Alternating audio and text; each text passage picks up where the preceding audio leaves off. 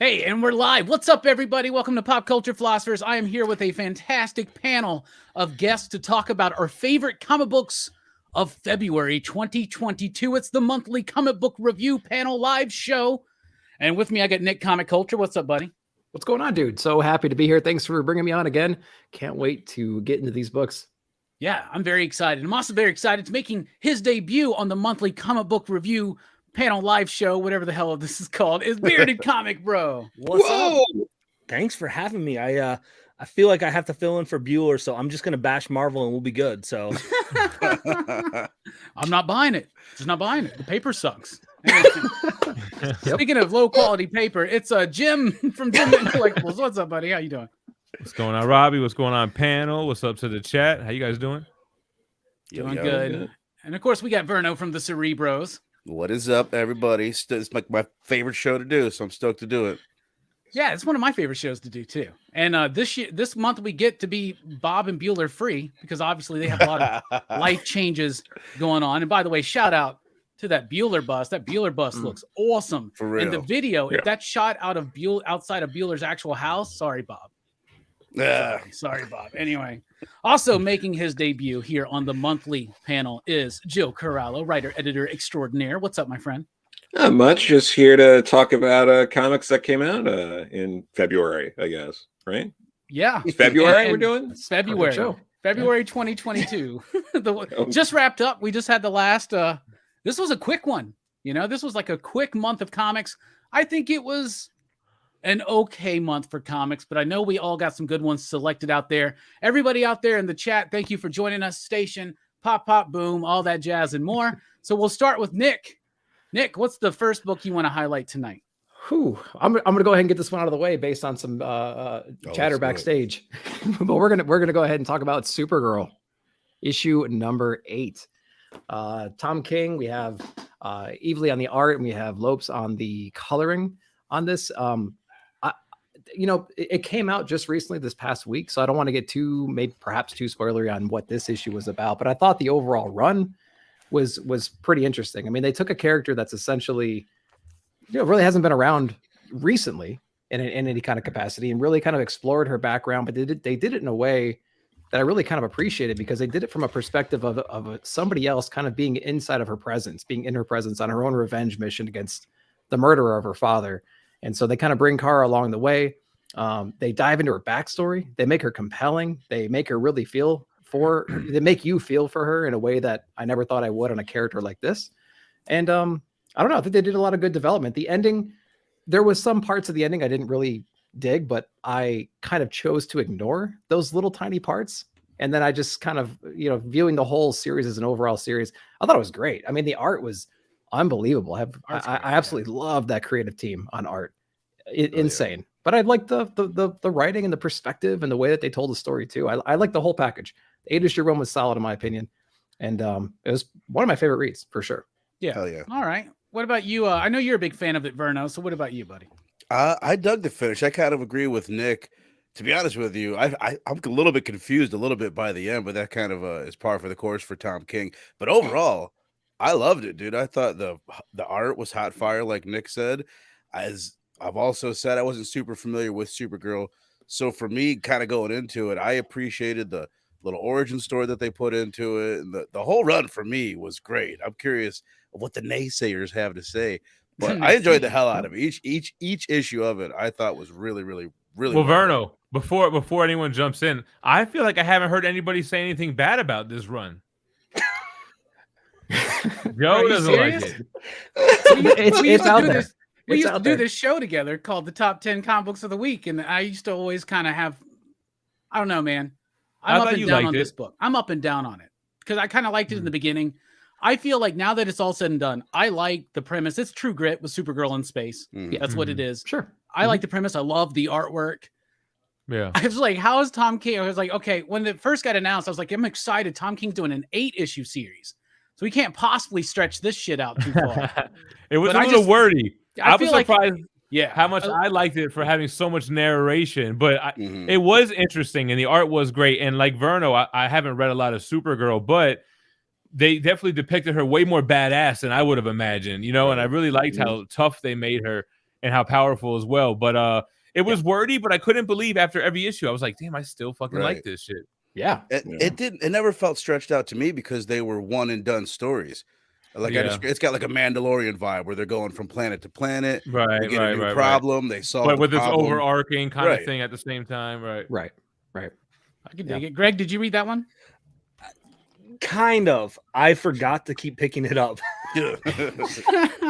Fair enough. There's a lot of shit out there. Man, I'm so bad. If I don't make my list, I will go through, and I'll completely forget. So I did it today. I was like, oh shoot, have I gotten this book? I was like, no, I haven't. So I bought it. Got 2 copies now. So I was like, I just forgot. So I was digging it when I read it. Yeah. I think I'm up to issue 6, and I couldn't remember if I had issue 7 or not. So I got 2 more to go. Well, we are a full spoiler show, but we won't really spoil the ending. But I know what happens. Yeah. I know what happens. I liked the ending, and it took me a second. Like, I didn't quite catch what had happened at the end because I think I was just happy to get to the end of this book that I kind of liked it first. It's been up and down. I think it is overly verbose, and I think Tom King there was a moment, y'all, when Tom King was criticized for being too sparse in his writing and repeating lines of dialogue too much. And I think he's overcompensating nowadays. Like, I really do. I feel like he's trying to use too much purple prose. Speaking of purple prose, what do you think about it, Joe? Oh, man. I don't think I could recommend this book to people. I think it's a gorgeous looking book.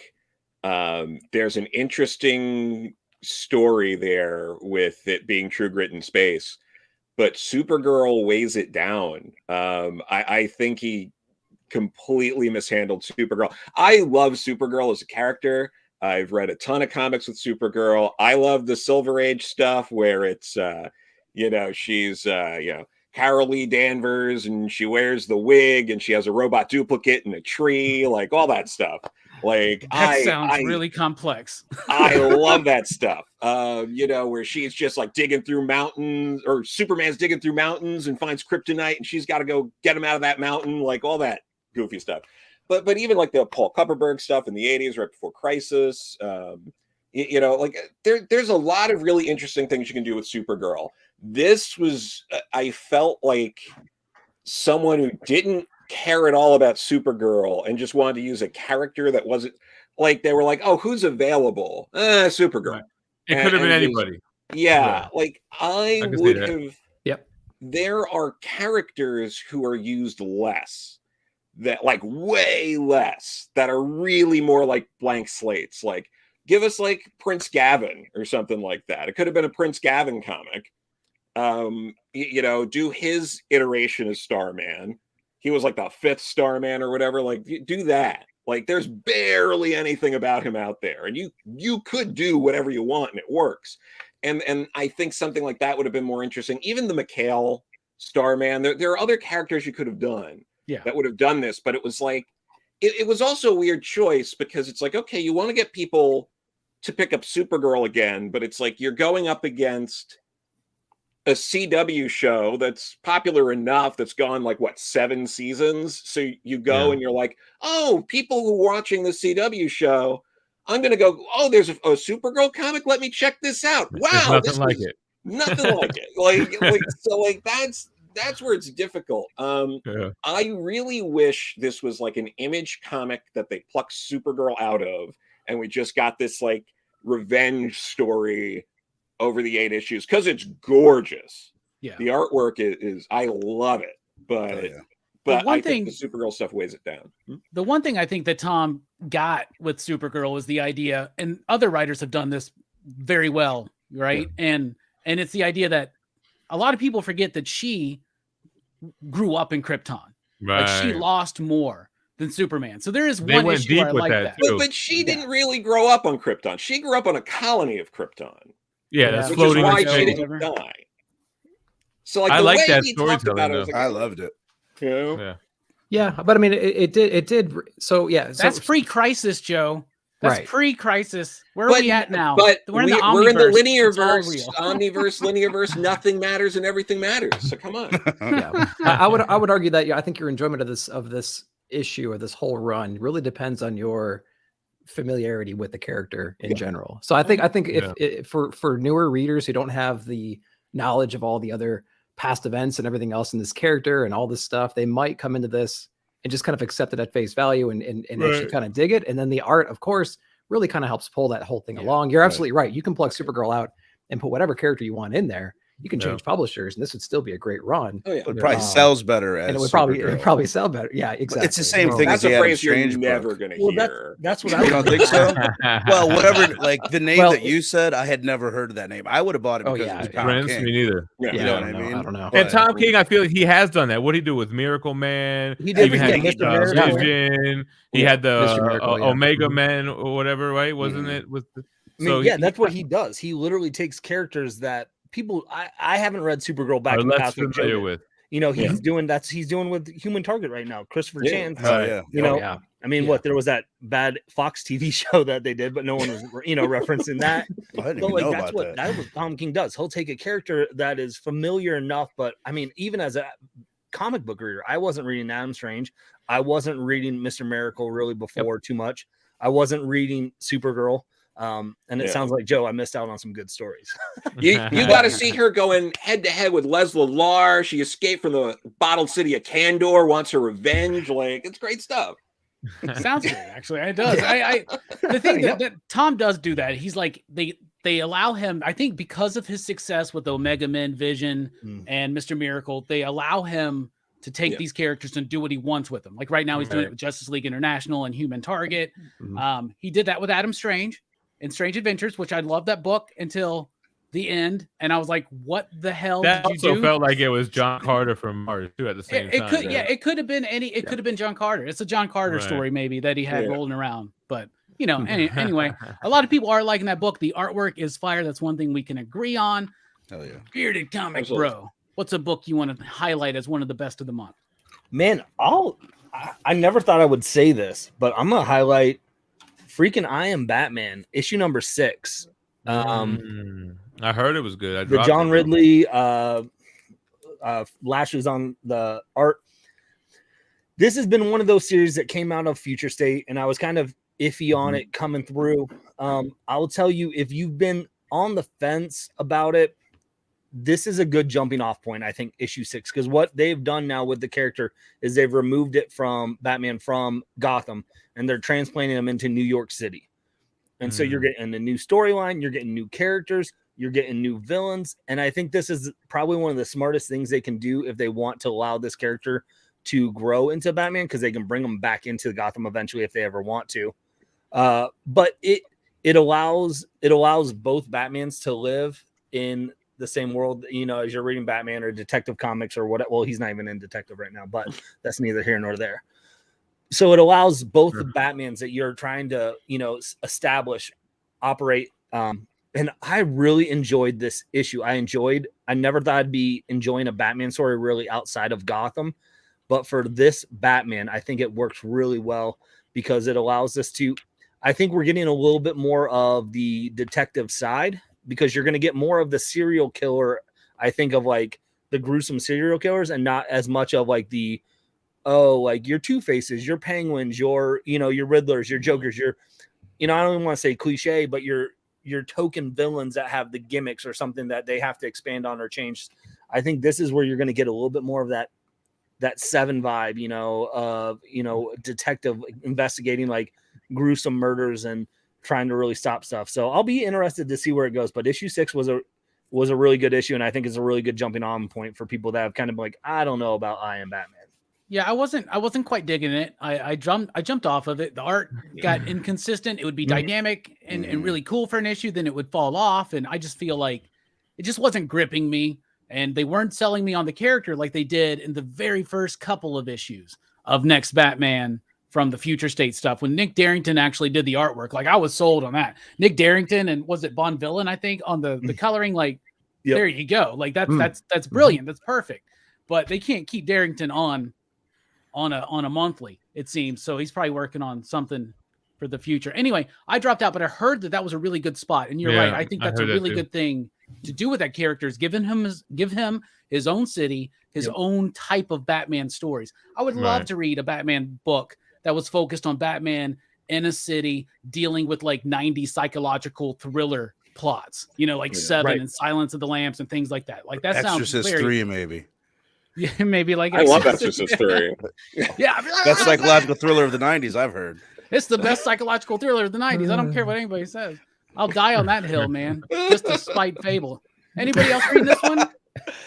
No, I didn't. I No. dropped off of it, but I wasn't even not enjoying it that much because I liked the little miniseries they did prior to I Am Batman more than a lot of people. It's just a little slow, but for me, it was just too many damn books, and that one didn't make the cut. But the art thing, like you mentioned, I couldn't stand how quickly it was already jumping after issue 1 to issue 2. They were already changing art. And I was like, screw it. I know it's really insulting when you change the artist after the first issue. Right. It's like, so you had us all sold on issue 1, and then you're like, all right, well, and they know, they're like, our sales start dropping at issue 2. So who fucking cares? Right. And they did it twice. They did it for the miniseries. Then if I'm not mistaken, they did it at the beginning of I Am Batman too. They did, because they had like Oliver Coipel do like the 0 issue, and that was good. It had some action sequences, and then the next issue was boring. Right. And John Ridley hasn't quite mastered writing for comics. He can get boring for sure, but he can. People can get there. We got to give him time, right? You also got to have a good editor to kind of like guide you. And I can imagine some editors at DC like not wanting to tell John Ridley what to do. This dude won an Oscar, right? So I don't know. What about you, Jim? He's getting the celebrity treatment over there. You know, he's dropped getting that whatnot treatment, right? I think we've established that was less than fair market value. Anyway, still more than I would have. I liked all the scenes and any of the next Batman stuff where he was actually Batman. I like the idea of New York having their own Batman. New York has been around for a long time in the DC universe. Who do they got over there? I don't know, but it makes sense to put him in New York. But everything as Jace, I couldn't stand his motives for what he's even doing. I just thought the whole inner family turmoil was kind of whack. I wasn't really digging it, and I dropped off. But like Robbie said, a lot of people I heard were saying that it was good. Glad it picked up. All right, Jim, what do you want to highlight? I guess let's show some Marvel love, man, since there's always this Marvel hate I'm hearing all about. I'm going to talk about Silver Surfer Rebirth. I know issue 2 just came out. Hey, I'm pretty sure issue 1 was also in February or may have been January. What is it? Is it Ron Mars? It's Ron Mars, Ron Lim. Ron Mars, and Ron Lim. That's why I was thinking is Ron and Ron. Yep. So this is like my 90s experience with Silver Surfer. Like the shit you saw on trading cards, the stuff that was in comics. I like the premise. Marvel's flying around. Silver Surfer's like, what the hell's going on? How are you alive? Me having recently just read The Death of Captain Marvel, because I had the big oversized hardcover book of it. So you see him, and that was a deep book. And then you see him flying around. It's like, oh shit. Anyways, come to find out, Thanos. We're talking spoilers, so this is kind of just plot as well, though. At the end of the day, somebody got a hold of the what was it, the reality gem, and it's changing reality. They don't know what they're doing, but they're messing with stuff. So Thanos finds Surfer to try to help find the gem, but it's 90s Silver Surfer Thanos goodness with double page paneling and shit like that. It's fucking awesome. Yeah. What do y'all think, panel? I think I need to get that book. Yeah, I love it. I love that series so far. Yeah. Tell us about it, Joe, since you like it so much. No, for sure. I mean, it almost feels like, you know, the 90s stuff. It's really like the digital coloring, I think, is really the only thing that's like a little that tweaks it slightly. But even then, like it really, it's got that feel. It's a well-paced story. I never felt like way too many stories now. I'm like, we could have cut like 4 or 5 of these pages, but like it really felt concise, that when they were explaining things and they were like, this is what's going on, it felt like they weren't taking their time, that they were just like, okay, boom, boom, boom, let's go, let's keep moving. And yeah, Ron Lim hasn't lost his abilities at all. Mars is writing just fine. It really, they've been doing a lot of these kind of books lately of some like nostalgia stuff. Peter David's doing stuff, and yeah, and this one feels more like it fits in than the average one, because some of them they do and it doesn't quite fit. They'll get like a new artist or something like that on it, and it doesn't quite gel. But this really gels. Like this, you could like slip into a collection of material at that time, and outside of like the digital coloring, you know, it would really feel like it fits in. Yeah, I wish it had inking's not the same either. No, I it's mean, not. there's very little inking in comics, mainstream comics today. But it's a bit, and it's the D-Ho guy or whatever. But it seems maybe it's digital or something. But there's not a texture to the inking for me. That's the only thing.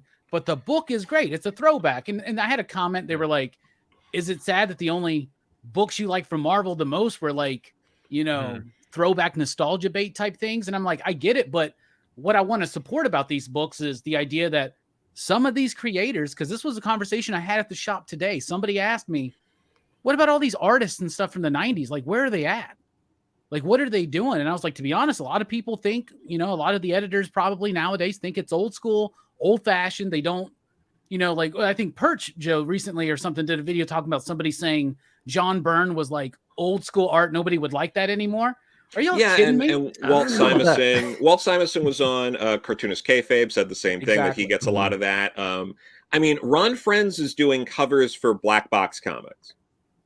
Like, not dissing Black Box Comics, but like the dude drew, you know, some really memorable Spider-Man, Thor, like big deal stuff.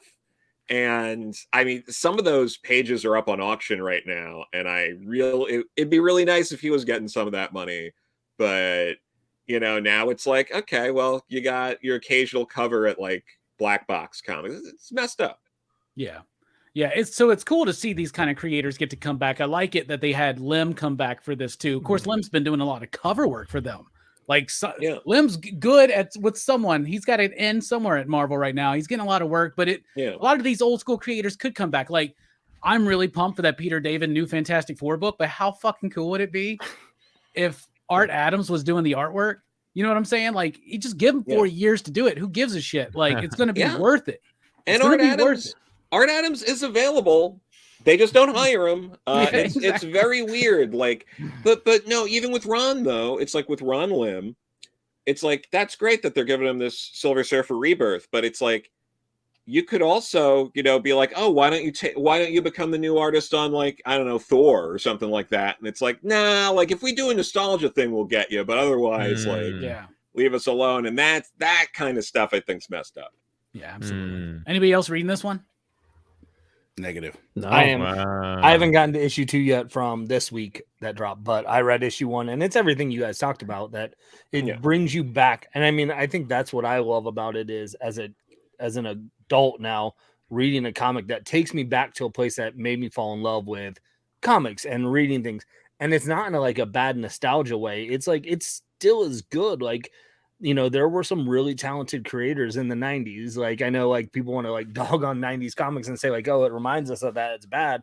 There were some really good stuff. And I've enjoyed everything, you know, the stuff like that Jem was talking about earlier, you know, the splash pages, the bringing back some of those characters in. And it's been a lot of fun, and I'm definitely digging it. And I don't read Silver Surfer very often. So like this was absolutely a name buy for me. I saw Ron Mars and Ron Lim. I'm like, yep, I'm in.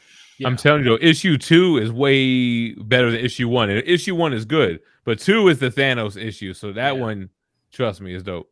And it places it in the continuity, so you kind of know where they're at. And and seeing Ron Lim do Thanos again, which a lot of people forget because they always think Infinity Gauntlet, the great George Perez. Ron Lim did like the last half of that book, I think. And I remember he also did the same thing in Venom Lethal Protector. The first 3 issues were Mark Bagley, but the last 3 were Ron Lim. So it's like Ron Lim used to be that dude that would just come in and finish something for someone. He's batting closer. Maybe he's batting cleanup. Ron Lim got like, and he also sometimes would follow up some really heavy hitters or really good artists. I mean, like he, you know, having to follow up Kieran Dwyer on Cap that was like oof, like because Kieran Dwyer is like one of the best artists I think who got to work on Cap, and having to follow that up, it's like ooh, I am not jealous of that. And and I mean like Silver Surfer, I mean it's like oh you had your like John Buscema's and your Marshall Rogers, John Byrne, and it's like oh Ron Lim, so I get it. It's tough. I just was going through some comics last week for work, and I came across a Spider-Man 26 with the hollow, the foil cover or whatever, the chromium thing or whatever, the hologram. Yeah. Which and one? Spider-Man 26, they all have that like hologram cover on it. And was that for the Clone Saga stuff or something? It's before the Clone Saga. But this one, it was beat up, so it's going to be a $1 book. But I was like, is the poster still on there? And it's a Ron Lim Captain America Spider-Man poster. And I was like, well, before I throw this in the $1 bin, I'm going to take this fucking poster. So I'm going to hang that up in the studio, man. Nice. So hell yeah. All right, Verno, what book you want to drop some knowledge about? I struggled here, man, because like I got a stack of ones that I was like, oh, this could be it. This could be the one. But there was really nothing that like jumped out at me. It was like, oh, this, was amazing. But I'll go surprisingly enough with Department of Truth, the new one that came out this week. I thought it was a mind-bending type of issue. And I've been kind of down on Department of Truth. It's one of those deviations where it doesn't deal with the main storyline. But what it does deal with, more or less, I won't go too spoilery because it's brand new, but it's Lee Harvey Oswald being dosed with appears to be LSD and being interrogated while he's dosed. And the art just goes super psychedelic. It delves into just really interesting subject matter with like the failed experiment of the 60s, which is just some interesting shit right there. Some and just MK like Ultra thrown in like there too. and the negative side, like it gets really deep into like the negative side of the hippie movement and where it led to, and it kind of tends to get glorified. Like I know in my youth, it's like, oh, just the 60s get glorified by the youth, but it kind of gets ignored just how dirty and nasty shit got. And then into the 70s, just all the terrorism that came out of it, the radical left terrorism, it kind of touches on all that. And it was disturbing as hell. And I was in the right state of mind for it to just like leave me like, what in the fuck did I just read? So you're on acid? No, but I was somewhere, but it was good. I enjoyed the hell out of it. I loved it. I like the psychedelic artwork. I like these deviations issues. I've liked every single issue of Department of Truth except for those Bigfoot ones. And Which I love. And it was really just the lettering on the damn journal. Like True. I was just like, why do I got to work to read this shit? Sorry, the first one was great. It got worse in the second one. I just don't have really good lighting in my living room where I read either, So maybe if I read that on the screen, it would be really well. Yeah, I should read in the studio, I guess, but I like to chill out on the couch, right? Yeah. But now I love Department of Truth. It scratches my conspiracy theory itch. James Tynion isn't a conspiracy theorist, but he's dived deep enough to keep throwing things in that I really like. And one of my big conspiracy theory friends, who is a comic book artist, I won't name his name, but it rhymes with Devin Rokes.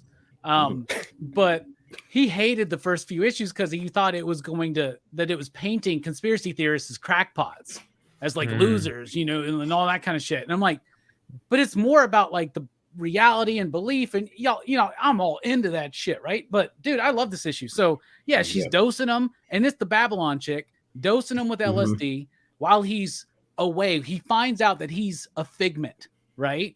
And so like he's dosed with LSD, she's having sex with him, and she's getting all kinds of information from this dude. Right. And so are we. And that's another thing James Tynion's doing with Department of Truth. Every issue is nothing but exposition, but it's done and told with some of the most amazing fucking artwork like in the game right now. Like Martin Simmons to me is a goat right now. Like I love this dude so freaking much. I love the book. What do y'all think? What y'all reading that? Yeah. I've been reading it. I've been loving it. That series though rides the line of me being too confused of all the exposition and all the layering that they do every single issue, that it almost makes me a little bit irritated that I don't quite understand everything that's going on, and I don't know how to process and compile all the new stuff we find out every single issue. And so that's just my issue. I got to work through that myself. But like, I'm with you on that point, man. for sure. I mean, like, there's a lot to unpack. Every time I pick up that issue, it's like a freaking homework assignment. Yeah, and you're right.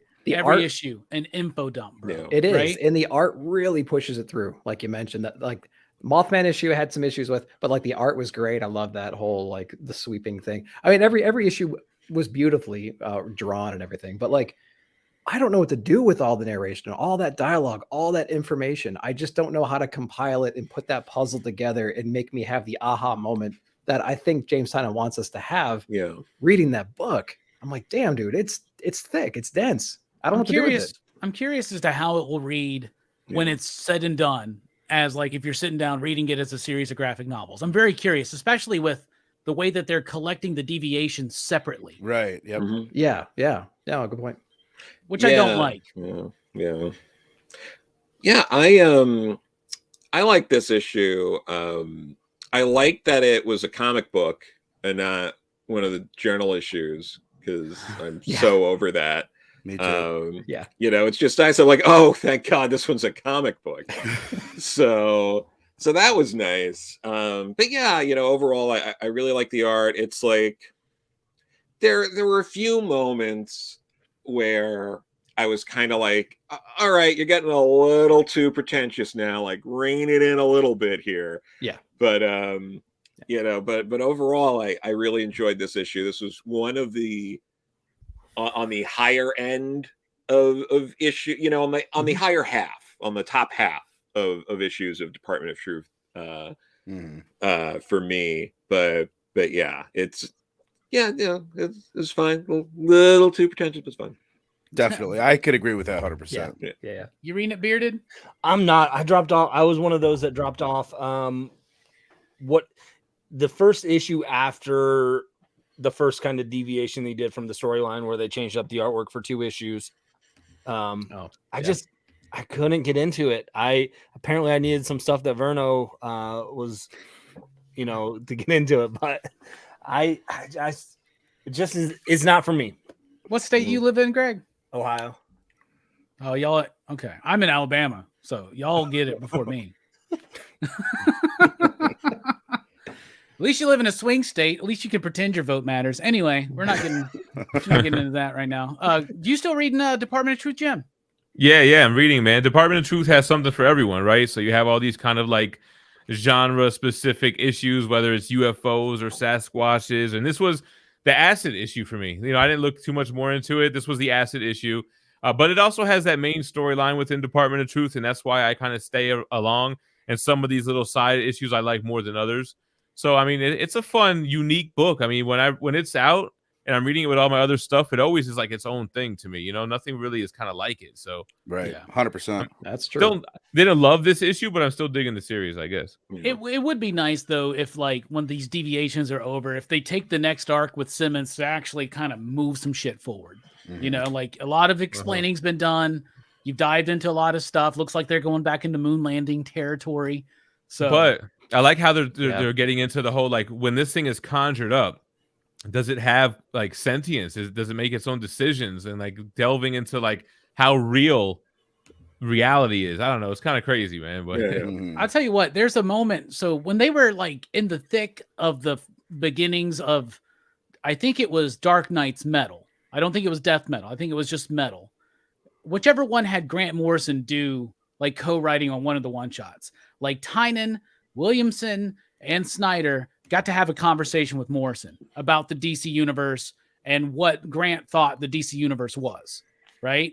And you can see the shift in their writing, in all of their writings, I think, after that conversation, but you really fucking see it in James Tynion. Like, James Tynion was like, Grant, really? I'm going to look into this. Like it's like he got chaos magic explained to him. He researched it. He came up with a brilliant idea, I think, for Department of Truth. Yeah. We just got to, what really made things like, say, X-Files work was you got to have that case of the week and the mythology. So this is one of those series that could go on for a long time and just kind of linger around and exploring all these certain things. But he's doing a lot really quick because he's like going issue to issue and just touching on this. The fact that he brought up the Smiling Man and those Mothman issues, just nobody fucking talks about that creepy ass. Yeah, that's a creepy freaking story. I feel like they referenced that here too. But yeah, it is because he talks about seeing them, right? Yes, like you said, I was going to add. mixed with Men in Black, but it's it's darker. You know, it's without the humor involved. You know, I actually dig that they're separating the deviation issues from the trade because of how slowly that story progresses. That I think it's going to read better, especially I'm sure they're going to collect a separate trade of deviations once they have 6 of those too. So I think overall it'll probably read better that way in the long run. I didn't realize those weren't being collected. Yeah, it's not collected for volume 2, but it may be collected. I think it would work as a volume 3. Now they did this in James Robinson's Starman because they would do these issues called Times Past, where he would have a conversation with his dead brother. And those were some really incredibly powerful issues.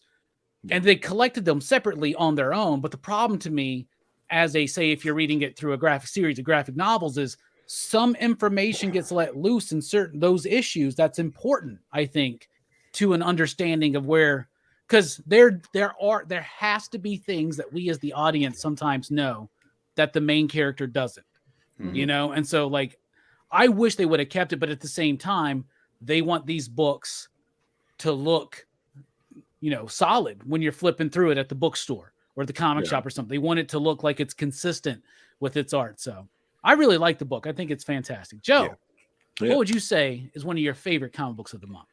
Well, I had a few different ways to go with this based on the one before me. Like Department of Truth's a bit heavy. So if it wasn't going to be a heavy kind of book, I was going to go with, Step by Bloody Step. Because that was pretty cool. Oh, wow. But since we talked about but since we talked about something a little heavier, I'm going to go with some junk food comic, the G.I. Joe Saturday Morning Adventures #1. Hell yeah. Because that was great. It was just a stupid comic where Cobra Commander gets Aladdin's lamp and gets 3 wishes, and he wishes for his stupid robot soldiers to be really tall. What a dumb wish. That's like some Wonder Woman 84 level dumbness, man. Yeah, and it's so stupid, but it fits. It is exactly that feeling you get from watching that show, which Cobra Commander was constantly doing the dumbest shit imaginable. And everyone around him, again, it's like you get Baroness and, Destro kind of being like, why are you so stupid? And he's like, I don't know. I'm going to conquer the world. And it's just, it was great. The way, let me see who is the artist on it again? It was, let me say, Dan Shone. I don't know the artist that well, but he did fine with the art. It's very simple, but it looks exactly like what you want the characters look like, from the cartoon. They even went as far to do a 1-page in the back of a PSA, no one's half the battle kind of thing. And what was it about bullying or something, like cyberbullying or something? Here's the thing. That my biggest critique of it is it wasn't just cyberbullying. It was very specifically God. It wasn't. So it was basically about giving your opinion online when you don't like something and you can't. That's do that. right. It was about overly complaining online about movies and comics and shit, right? Yeah. So my one complaint about it is dude, go fuck yourself. That's what you're gonna do to me. You're gonna tell me I can't. It would have been one thing if it was don't personally attack people, don't at people, don't get in fights with people. But it was legit, straight up. If you don't like something, keep it to yourself, kid. I was Scream 5. So he could then tell people that he didn't like something. It is the message of Scream 5 to the G.I. writers right now. Yeah, it was just dude, man, nah. No, I forgot about that. I remember it was something so stupid. They should have kept that as a PSA 80s time specific. Yeah. You know what I'm saying? It should have been just something of the 80s just to kind of throw back to that. It was, you're right, it's so stupid. It absolutely should have been a kid walking home, a latchkey kid. And he walks up to the door and the door's open and goes like, I'm going to go in the house. And a Joe should have been like, oh, no. Like, you know, like, you're not sure who's home. Go see a neighbor and make sure that, you know, your home is safe before you go. Like, it should have been something like that. And then Leatherface fucking runs out with a fucking chainsaw, 70 years old, and just cuts them all up. But it was even like an old timey like computer, like it. So like it was very, that part was really weird. And other than that, perfect. I concur. That book did exactly what it was supposed to do. It was meant to be one of those dumbass episodes of G.I. Joe, and it nailed it. Anybody else read this one? No. I heard a review on it, and it sounds exactly what you and Joe are talking about. It sounds like TMNT. It sounds like TMNT Archie comics or something. You know what I mean? Yeah, my shop owner recommended it. Now he was like, "This is awesome. It's just fun. Just like pick it up and read it. It's stupid, but it's fun. Just pick it up and read it." And I ignored that advice, but I might need to. My question to you two though was, did you read it in the voices? Oh, of course you hear their voices in your head. But the thing that really also kills me is it's like, oh, you guys are losing the license, and now you finally do something like almost interesting with the Joe license. Awesome. I was about to be like, this is their last shot. This is it. You know, they're gonna like, all right, here you go. We did it finally, and now we're done. I mean, what are you gonna do after that, Joe? Cobra Commander finds Aladdin's lamp and just wishes that the bats were bigger. Like, and the bats were the coolest fucking toy. But all he does, he just wishes they were bigger. It's so fucking It's like the Maxwell Lord shit from '84. He's like, I wish to be the Dreamstone. What? Like, what? What I hope is that the last wish and like the final issue is Cobra's like, I wish I was big. And then they have to fight a giant Cobra Commander. But I love how he was like, they were like, the problem was, Cobra Commander, we only had one giant bat. We need more.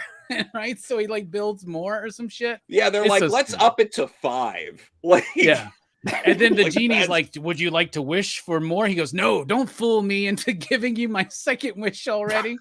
Because he's clever. Oh, I love it. All right. We'll get a little bit more serious for my pick of the month. And I'm going with, to no surprise of anybody, Radio Apocalypse by Ram V, Anand RK, Anisha, and Aditya Bidikar. Y'all, this is a pitch perfect comic book to me, right? Now, I know some people out there personally that think it's rather pretentious to ask the reader to read a soundtrack along with the book. Oh, yeah. All right. I don't give a shit about that because I read this book without the soundtrack. Mm-hmm. And then I read it with the soundtrack. And both times, this book blew me away. Post-apocalyptic. It's the end of the world. You get little bits of information sliding in to give us some of that information, that exposition. But it's not bogged down. It's not just info dump. This book is writing to me on an emotional connection. It's writing on a desperate situation. It's writing on the fact that is humanity. And in human experience, to me, what unites us all is that we all feel like we're in a desperate situation at most times, and we just need a connection. And sometimes we find that connection through art, music, a comic book, a good movie, a bad TV show, whatever it is. Radio Apocalypse to me captures that. It does it excellently. In just 2 issues, they've introduced a world. He's introduced a new innovation. It's not a new innovation. People have written playlists out for their comics before, but the way that Ram is trying to use those songs to create a rhythm in the book, along with Anand RK. Come on, man. Blue and green, freaking Graffiti's Wall. When these two get together, it just blows me away. I love it. I think it's amazing. You get introduced to the idea of the day trippers and the reapers and what's going on here. And the full premise of the story is solidified to me by the end of this issue. But overall, I think it's great. The only thing I will say is that Ram's picking some music a little bit on the nose. Right, so she's a day tripper. She's got to go out there. So they play Day Tripper. Yeah, but fuck yeah, we're building a love story. So let's play the Cure love song. I get it. In Your Eyes, Peter Gabriel's what I would have picked, but it's okay. He ain't out there yet with the stereo above his head. But I freaking love it. I think it's amazing. I think it's great. And on a month that I thought was just kind of okay, Radio Apocalypse stood firm and beyond everything else for me, especially that Martin Simmons variant right there. What do y'all think? Nice. Love that book. Love the Hell book. It's one of those books to me that there's a few books that you can read where you almost hear the music naturally in your own head, and you're kind of there. I feel like I'm there when I'm reading this book. It has a weird way of just kind of transporting you into the story, which I think is just brilliant. Ron B is top tier. Yeah, exactly. That said, must read. Yeah, absolutely. So again, I feel like I'm there. The paneling, the perspective, the art. You said it. It's absolutely amazing. I love the actual coloring in this book too. But I like all the characters. I like their thoughts and their dialogue. The guy, what is it, like the general who kind of like runs the whole compound, when he approaches the guy who owns the record store, he's like, listen, we got to make some room. We're going to be doubling our ranks here soon. And, you know, if that happens, certain sacrifices are going to be made. And that old guy, man, he's been around for a while. And what does he say to him? He's like, I'm not going to let you do it. And he's like, I'm going to fight you. You know, I'm going to fight you. And the guy, his response is, I know you will. It's like, it was awesome. It was awesome. I loved it. I feel like I'm there. I feel like I'm hearing music when I read this, even when I'm not. It's a great book. Great book. Totally agree. Wu-Dang says the story is dope, doesn't really like the art. I can see how a lot of people, especially now, it's like a lot of people wouldn't quite get into RK's artwork, but to me, I love it. It's great. Yeah. And to look at his artwork in Graffiti's wall, look at it here, look at it in blue and green, 3 completely different styles done by the same hand, you can tell, but it's all appropriate to the story. Like the way he draws those like mutant dog creatures or whatever the hell they are. Yeah, the Xenos or whatever. Yeah. Gnarly. Bro, I'm scared of them. No, that really worked for me. I like the art. I like the story. I did not listen to the music that they suggested. I just listened to the Loveless album for My Bloody Valentine, and it worked just fine. So I don't know how y'all can listen to music and read a comic book. That's my issue. I can't do it. I've been able to do it lately. I've been able to actually read while someone's watching TV right next to me. Like I used to never be able to do that shit, but I finally figured out your ways because I can't do it. I can't. You gotta just zone out, bro. You gotta zone out and just what you're. I just reading. come down to my cave. I'm like, nah, you guys are watching TV upstairs. That works too. That works too. See, I'm able to do that. I think Jim just started smoking some good weed, man, because like that's what I do. I just focus in, man. Like I just zone in. Bro, I could be at the gym reading comic books right now. I'll be. You at the gym reading comic? You on the treadmill? Like, just. I just see you reading a floppy while you're on the treadmill and just like say something. Come at me. You're sitting there with you're doing some seated curls or some shit. You're like, whatever, just do the man. bike. You could be doing the bike, getting some cardio in. Yeah, but don't read a Marvel comic when you do that because that shit's gonna not work. That'll deteriorate. You get ink all over your fingers. It's gonna be all I struggled with this one a little bit more because the music was so. Like there wasn't as much. The lyrics popped in right away, and I feel like the last one. Maybe I'm wrong, but I feel like they had more silent panels. Like I still don't know exactly how Rom intends you to read it, because if you're gonna stop when they say Day Tripper, which first of all, as soon as I saw Day Tripper, I was like, oh fuck yeah! Like I don't care if it was like too on the nose or not. Like that's badass. Yeah. But as soon as the words come into the comic book, I can't do it anymore. I lose it. So if he intends you to stop and just enjoy the artwork for a moment, listen to the song, and then move on, I'm just curious what he would actually say. Like, oh, this is the best way to do it. Yeah, it's a little bit trickier in 2 because in issue 1, I think he only has 2 songs, and this one he has 3, right? But like you can, to me, it adds a cinematic quality. Totally. Right? So that scene when she gets on her bike or whatever and takes off, and you hear the but think about how it's done in a movie. That it starts like that. Those are the silent pages, and then while you're reading the dialogue, I think then the volume goes down on exactly. It, right? Now the thing is, if you're having trouble with someone in the room watching TV or having a TV on, like I like to watch baseball. Or basketball or something, or I like to watch sports while I read comics, and I love to. Cool.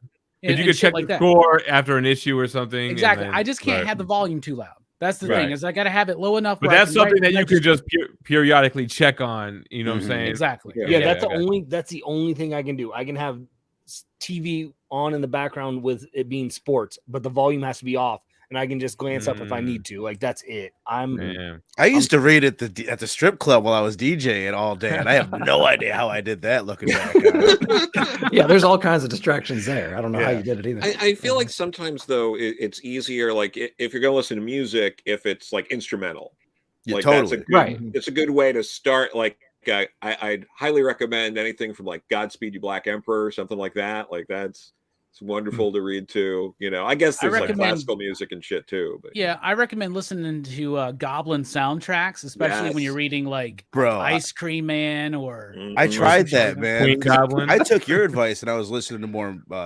movie scores because you know they're kind of perfect for it. But Goblin is just too intense that it's like it's too damn distracting. I will say because I was listening to these songs on Spotify.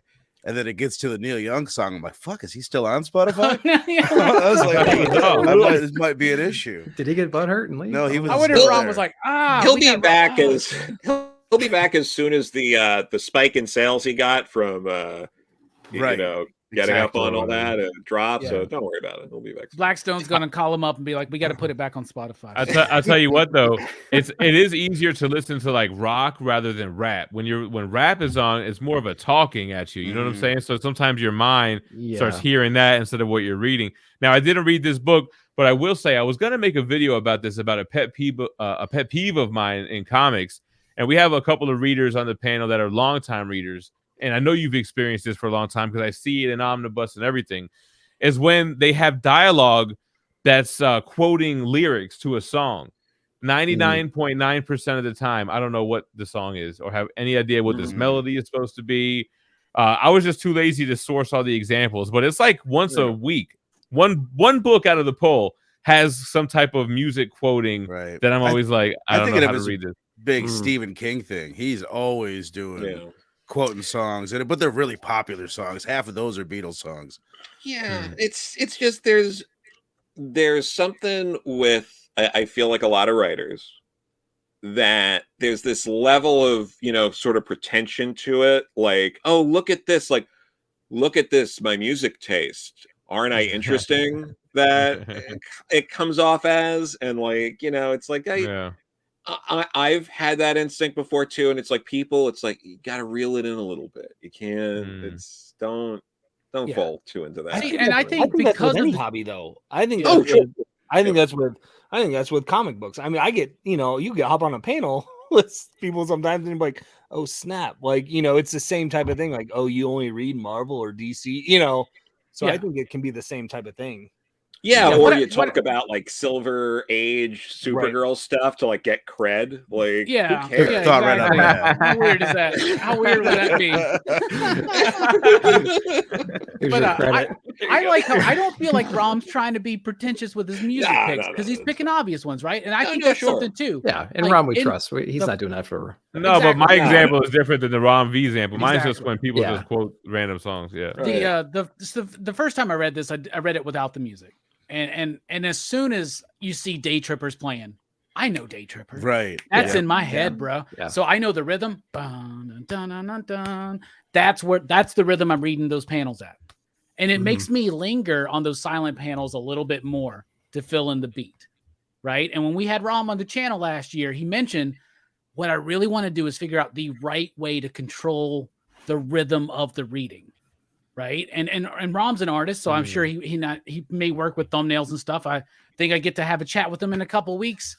So that's awesome. That's gonna be I think Joe's supposed to be there. I've heard too. So. Yeah, even awesomer.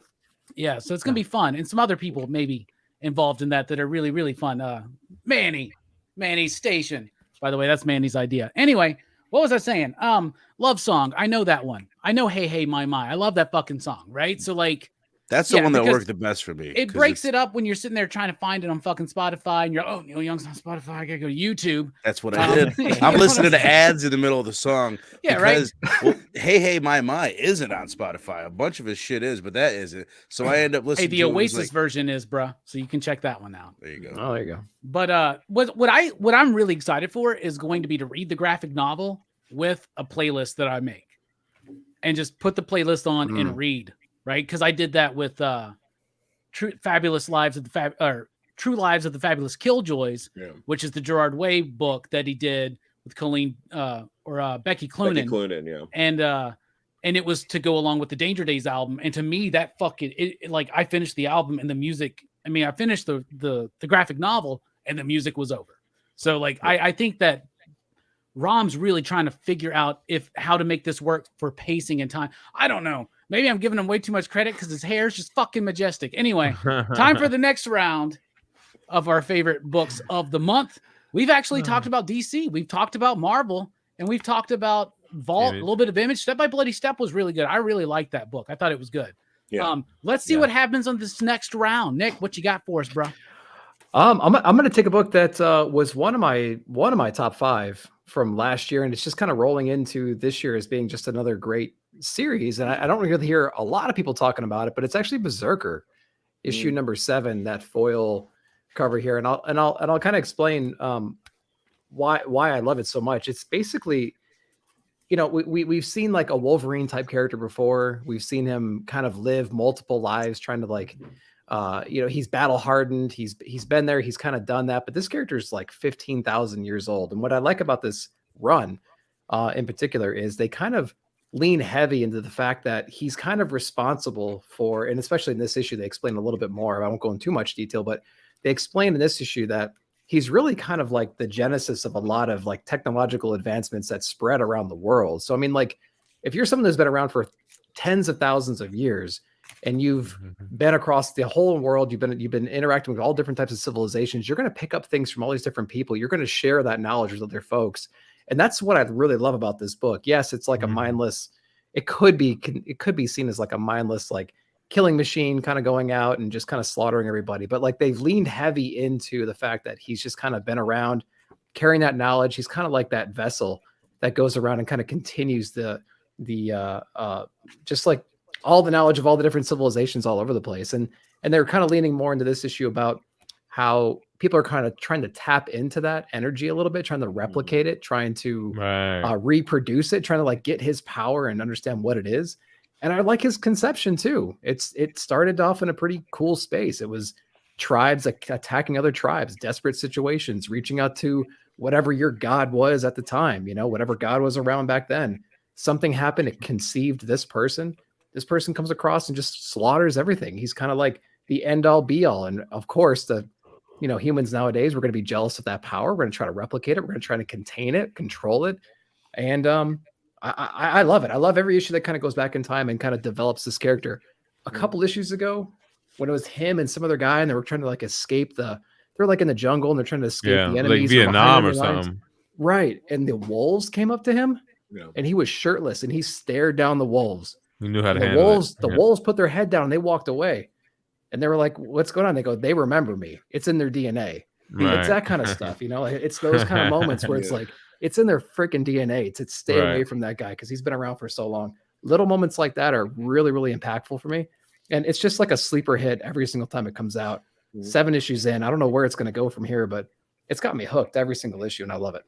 Nice. Hell yeah. Yeah. Who else is reading this one? Bearded? You reading this one? I'm not. I tried it. I got off after 2 issues. How? Oh, really? Really?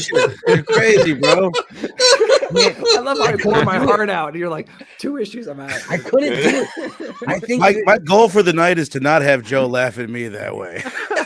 I couldn't do it. I'm over 2. My rule is Bro, simply 3 issues. I'll give it 3 issues, and then I was done after 2. That's crazy. I have the 3rd issue. I just didn't read it because I was so just like. Well, it came off, especially in those first couple issues, as just like dumb, bloody, gory. Like I could totally see, like, oh, this is just violence and nothing more. But I've thought the whole time it's been deeper than that because I for agree. his like super powered and like dude that's lived for 15,000 years, he's still like very human, and he's got that sad Keanu vibe that's like relatable and grounds the book. And the art is fire. I feel like, I don't know if you guys would agree, like they've kind of toned down the violence as the series has progressed and got more into the character is, right? Yeah. Nowhere near as much as it felt more like barbaric in the first couple. But also, if you think about it, the barbaric is kind of showing the early days too, when his father used him as a weapon to take out the enemies, but then to conquer the surrounding neighbors. And I agree. I love this series. Every issue is a great issue. That week when it comes out. And I really like how every issue gives us a little bit more, just delving into the mythos of this world. I love it, man. I'm digging it. I love those thought-provoking ideas, like you mentioned. This guy is like an immortal, and he's been around and influenced these human advances and everything. And he's also a total badass like Wolverine and will straight rip your head off. Like, it's like so many cool things at once. It's Keanu with Wolverine with, I was going to say immortality, but it's kind of like a Wolverine thing too. It's badass. I totally love it. And look, chrome foiled freaking covers and shit. Come on, man. Yeah. And the other thing about this issue though, is you understand there's a relic that they've kind of been like showing off for the last few issues. They've been showing this like little golden box, right? You don't quite know what's inside of it, but they actually explore what's inside of it, and they go over the history, the lore, and how it exchanged hands over the last 5,000 years or something like that. And they actually show you what's inside of it. I'm not going to tell you what it is, but it's like what it is awesome. It's his dick. I was about to say, it's a small box though, which is but they did Ancestry.com and they trace his origin back, like all this damn shit. Yeah, crazy, I'm a little behind on it, but I've been enjoying it. It feels like it would be. It's like the best. It would be the best Valiant comic coming out. If Valiant, I mean, it would be the best Valiant comic. If it's the best book. It's the best Boom book, and I think that's good in itself. No! That's out right now. Yeah. Wait! I don't know. It's not the best. Is it the best Boom book? It's in the top 5. You got something that's killing the children. Until next month. Yeah. I really like Once and Future Rangers. a lot, but it's but no, it's definitely it's good where it is, but it's like one of those things where it's like, man, like this feels like that concept and all of that with the kind of stuff Valiant does with like Eternal Warrior, like all these different characters. It's like I love Eternal Warrior though too. It's like, how is this not like how is it Valiant doing a book like this now? Like that's the kind of thing where I'm just like, what's happening? Like they can't afford Keanu Reeves. That's what it is. That's very heard of Valiant. Yeah, he's never heard of Valiant. Fucking Keanu Reeves, man. He's an Eric Assar fan. You tell me they can afford Vin Diesel, but not Keanu Reeves. Come on. I'll just repeat. I had to sit through that Vin Diesel fucking Bloodshot movie as the last movie at my beloved theater of the last 25 years. Come on. Oh my god. It's cool having it be Keanu because they almost have to do a little bit less character work because we just can see how Keanu would play this. Yeah. And everything in the present day, you could totally see like, oh, he'll pull that off. That's gonna look dope.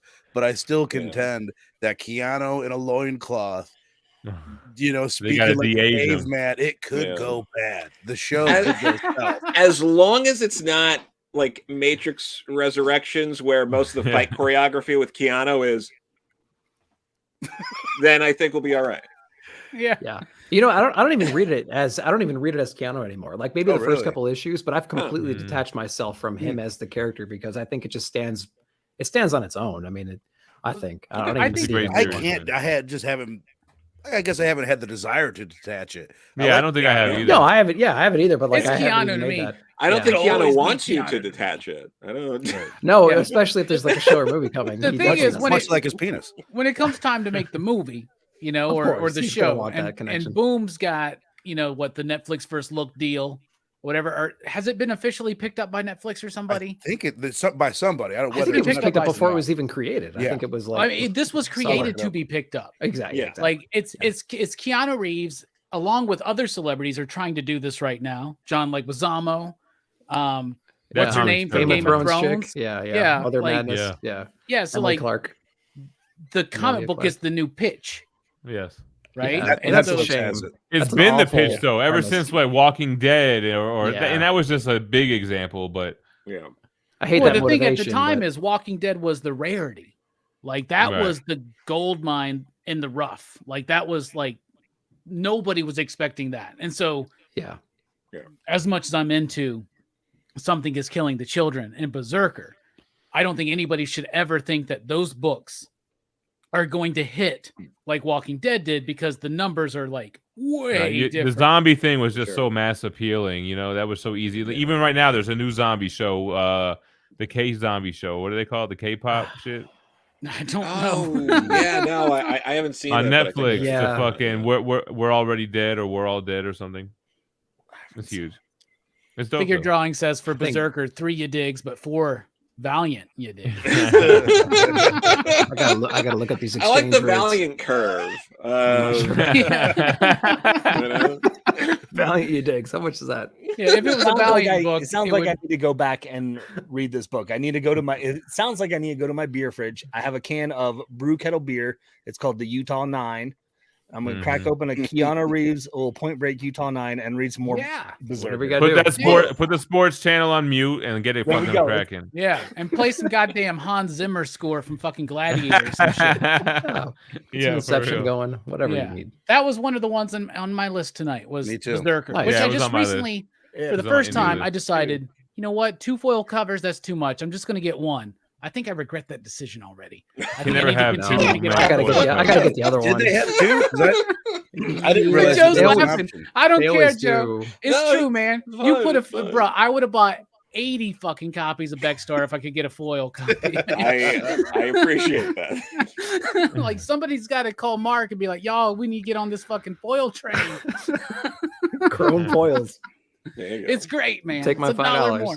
I bitch all the time. I was like, DC's fooling you guys. They're giving you a cardstock cover, a matte cover for $1 more. Y'all are fools. Oh, it's foil? I guess I gotta buy both of them. Shiny. Who picked I'll pay Berserker? that Was extra that Nick? $1 for the hard stock. I'm a sucker for hard stock. Was that you, Nick, Cardstock. that picked Berserker? Yeah. All right. Did he just say making fuck? Always gotta do that bit. Berserker. It's a good bit. Bearded. What you got, bro? I'll throw out this one from AWA. Well, Primos. Nice. Yeah. I like that. I thought that was solid. It's a new world that we're getting. This is the first issue of an for taking place in what I think Mayan culture. And it's doing some flashbacks and stuff. It's almost like a little bit Green Lantern-esque feel to it. And there's just some really cool characters as this young protagonist is trying to discover who he is. And they have some, even the character right there on the beginning, they call him Javier, like this with the skull mask. It's a fun book, and I really enjoyed it. And because it's 4 issues, I'm excited to see what story they're going to tell in that short amount of time, and if it's a world then they want to dig into more. But I really like the artwork. I was a little skeptical about it at first just because I don't really love comics with like the kids like as a lead protagonist, like a teen, because they're annoying. Teenagers are annoying, let's be honest. Yeah, they are. And I really didn't I don't want to read a comic with that as a lead. But I don't think he's annoying, and I think the ones that are around him and support him are really cool. So I'm digging it for sure. And it's it's what's his name? Al Madrigal is butchering his name. The comedian did stuff on the Daily Show and things, is the writer behind this. So you're seeing a lot more of celebrities who are getting into writing comics. You just were talking about Berserker, and things like that. So It's a it felt pitch, right? fitting Yeah. to come right off of that. So I like Primos. I thought it was cool. Is it Aztec or is it Mayan or is it Aztec? I don't know. It's one of them, right? it's But one of Yeah. I'm too It's- ignorant to know that. I wish it was more ancient aliens and less superhero. I was really surprised by the superhero kind of feel to it, but I still liked it. I liked it a lot. Like I love Central American and South American history and all that kind of stuff, and the Aztecs and the Mayans and the Olmecs and the mystery there and the technology. And I'm a big fan of the idea of advanced technology. I love watching ancient aliens, but I argue with them. Like while they're like doing their thing, they'll be like, "How could men possibly do this?" I'll be like, "Because they were more advanced than you think, you stupid fuck." Anyway, Yeah. anybody else read this one? No. Yeah. No, but did you ever Yeah. see the episode of Ancient Aliens with Dan DiDio? No. No. Just throwing it out there. People should talk about the comic, though. Sorry. Okay. No, Now I'm gonna search because I'm only in season 3 on my watch through. So when does what the fuck? How does Dan DiDio wind up on fucking Ancient Aliens? They talk about Superman or some shit, ain't they? I thought it was pretty good. I don't know if I kept pulling it, but I'm interested in. I mean, it's a Cain and Abel story. I mean, they kind of set it up as like a Cain and Abel kind of a story, right? You have one brother who's kind of more righteous, more following the path. You have one brother who's kind of more rooted in science. He's more rooted in reason. He's more rooted in whatever, and he's kind of maybe not taking things at face value. And you're going to learn probably in the subsequent issues how that relationship kind of got more tainted and how one took over the other one, because they do a little bit of flashbacks. Mm-hmm. They give you the premise of maybe the race kind of builds up. They travel out of their orbit. They dock somewhere. They learn they're part of a greater system. They have to develop this big multi-planetary defense system. And I think they go back home. Something probably goes wrong. They kind of allude to that, and then they kind of flash back to the forward time to present day, and they basically say, "Hey, kid, you're from a long line of ancient warriors, and we have to do something now, right?" And he's, it's that whole kind of a tale. So it's fun to see. It's fun to see that. It's fun to see that. I don't know if it was enough to kind of hook me in, but it was fun. It was fun to read. It was refreshing. It was an interesting story. So yeah, I would recommend people checking it out. I just looked it up. Dan DiDio's in the episode Aliens and Superheroes. I just looked it up too. Well, there you go. And unfortunately, that episode also features Gerard Jones. Okay. I don't know who either of those people are. I've heard the name.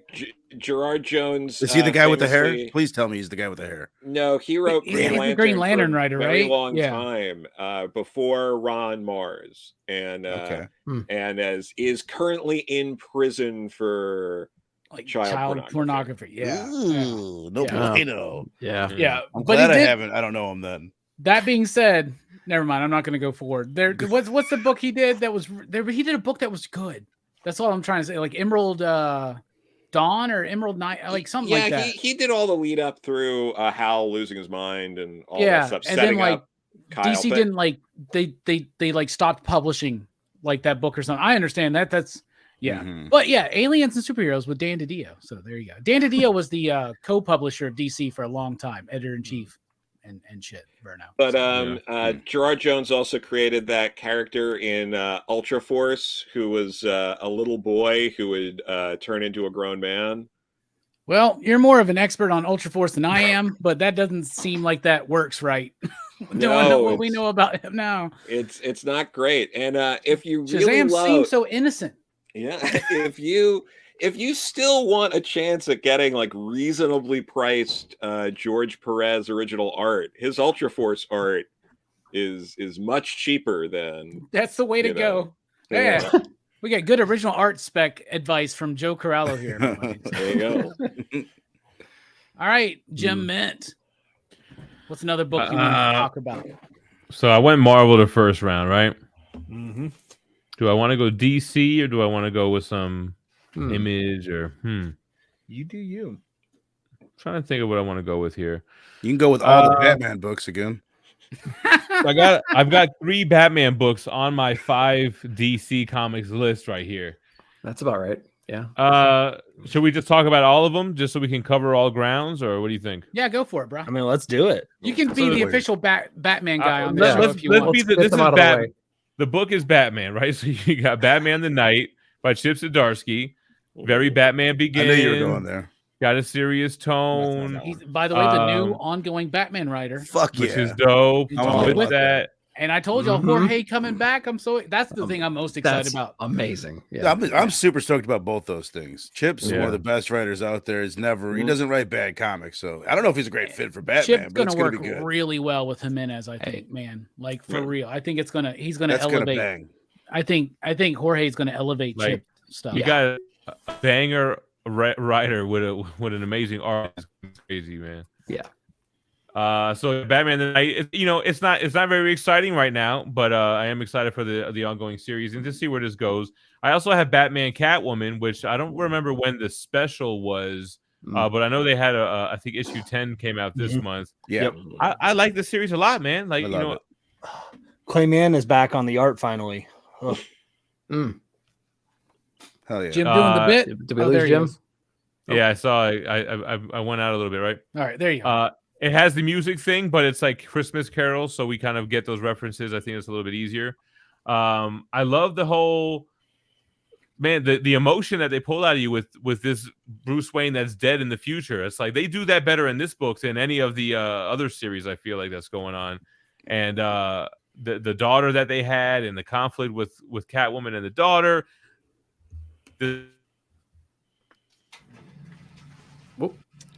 It's just a dope ass story, man. I don't know. Yeah. Am I going in and out? I kind of see people. Yeah, A but little somehow bit, it's yeah. making sense. Somehow. Yeah, it's perfectly timed. Batman Catwoman. I don't know if the special came out this month. It was the month before It we was talked about January. it. That last came out in month. January. The Christmas special came out in like January.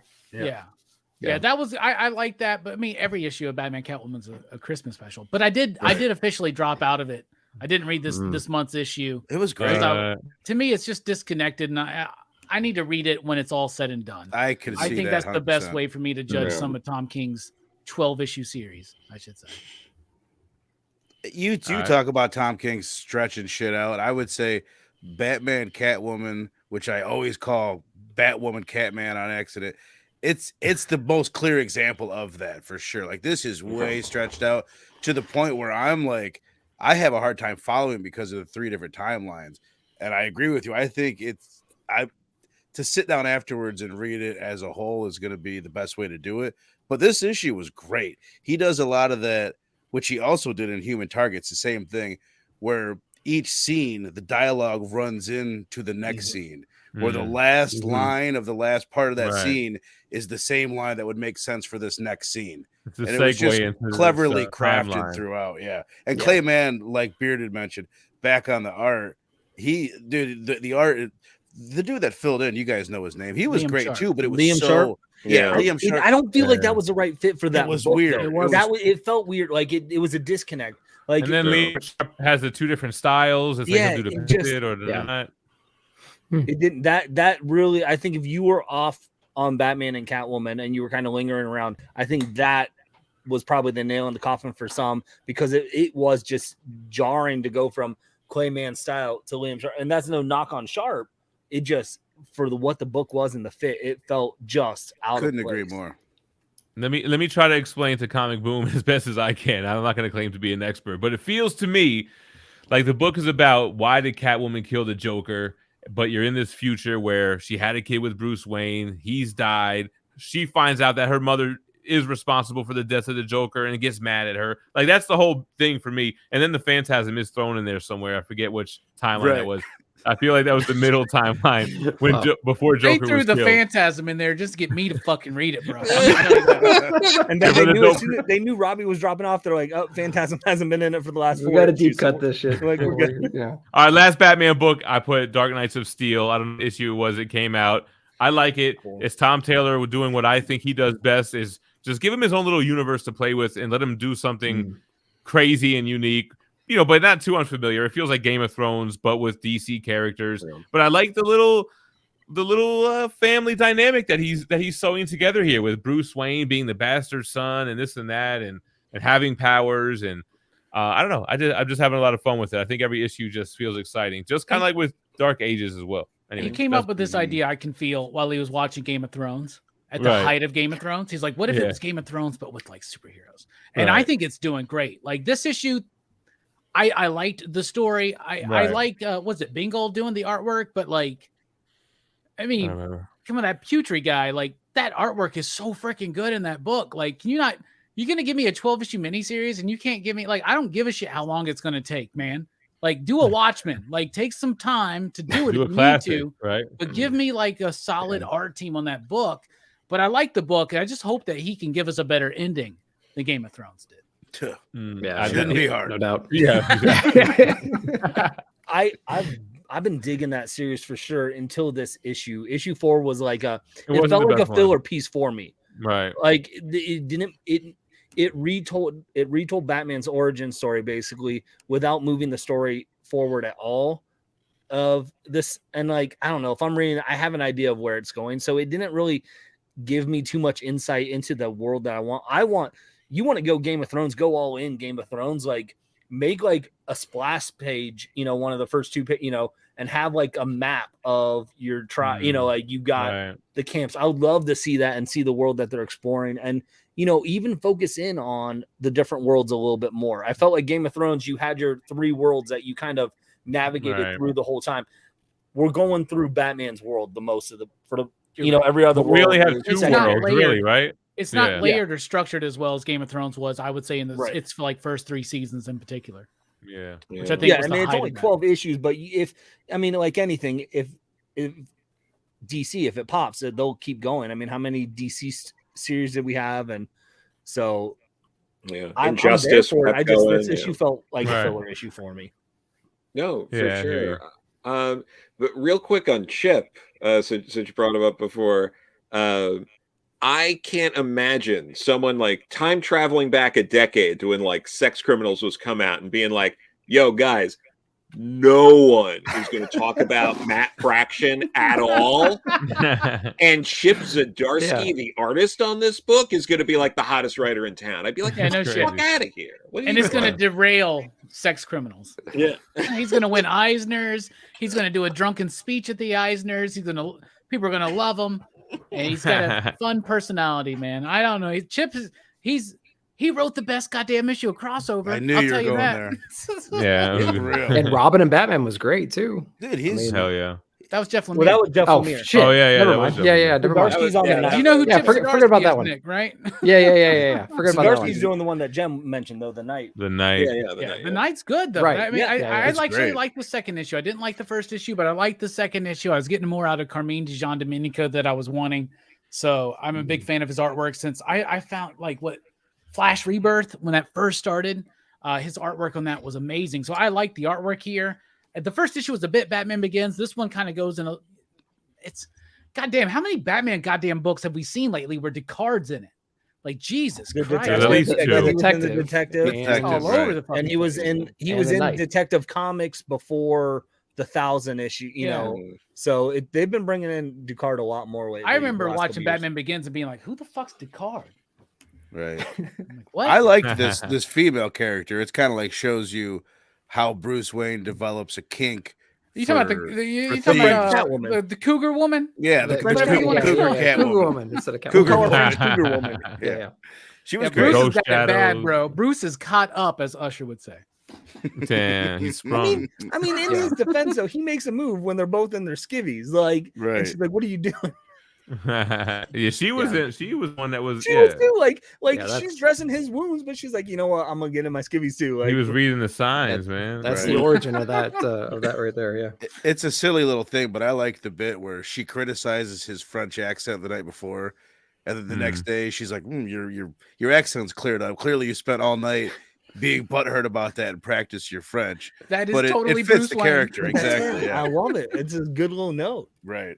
Yeah, Well, he's I mean, like, it's- s'il vous plaît. It's his goal really to go out like he said in that book. It's his goal to go out and learn from the best. I mean, like if he can't fake a French accent, then what good is he? You know what I mean? So that's right up that character. The thing is, that's a story we've seen tons of time. Oh, I want to Yeah. be the best. What's the teacher I can get? So many people have put their stamp on this because I think we were talking about that conversation Grant Morrison had with Tynan, Snyder, and Williamson. Snyder said one of the things he learned was Grant said, if you're going to do Batman, you got to make your stamp. Anytime you do a big property like this, you only have so much time before the next person's going to come in. You got to make your stamp on the now, the past, and the future.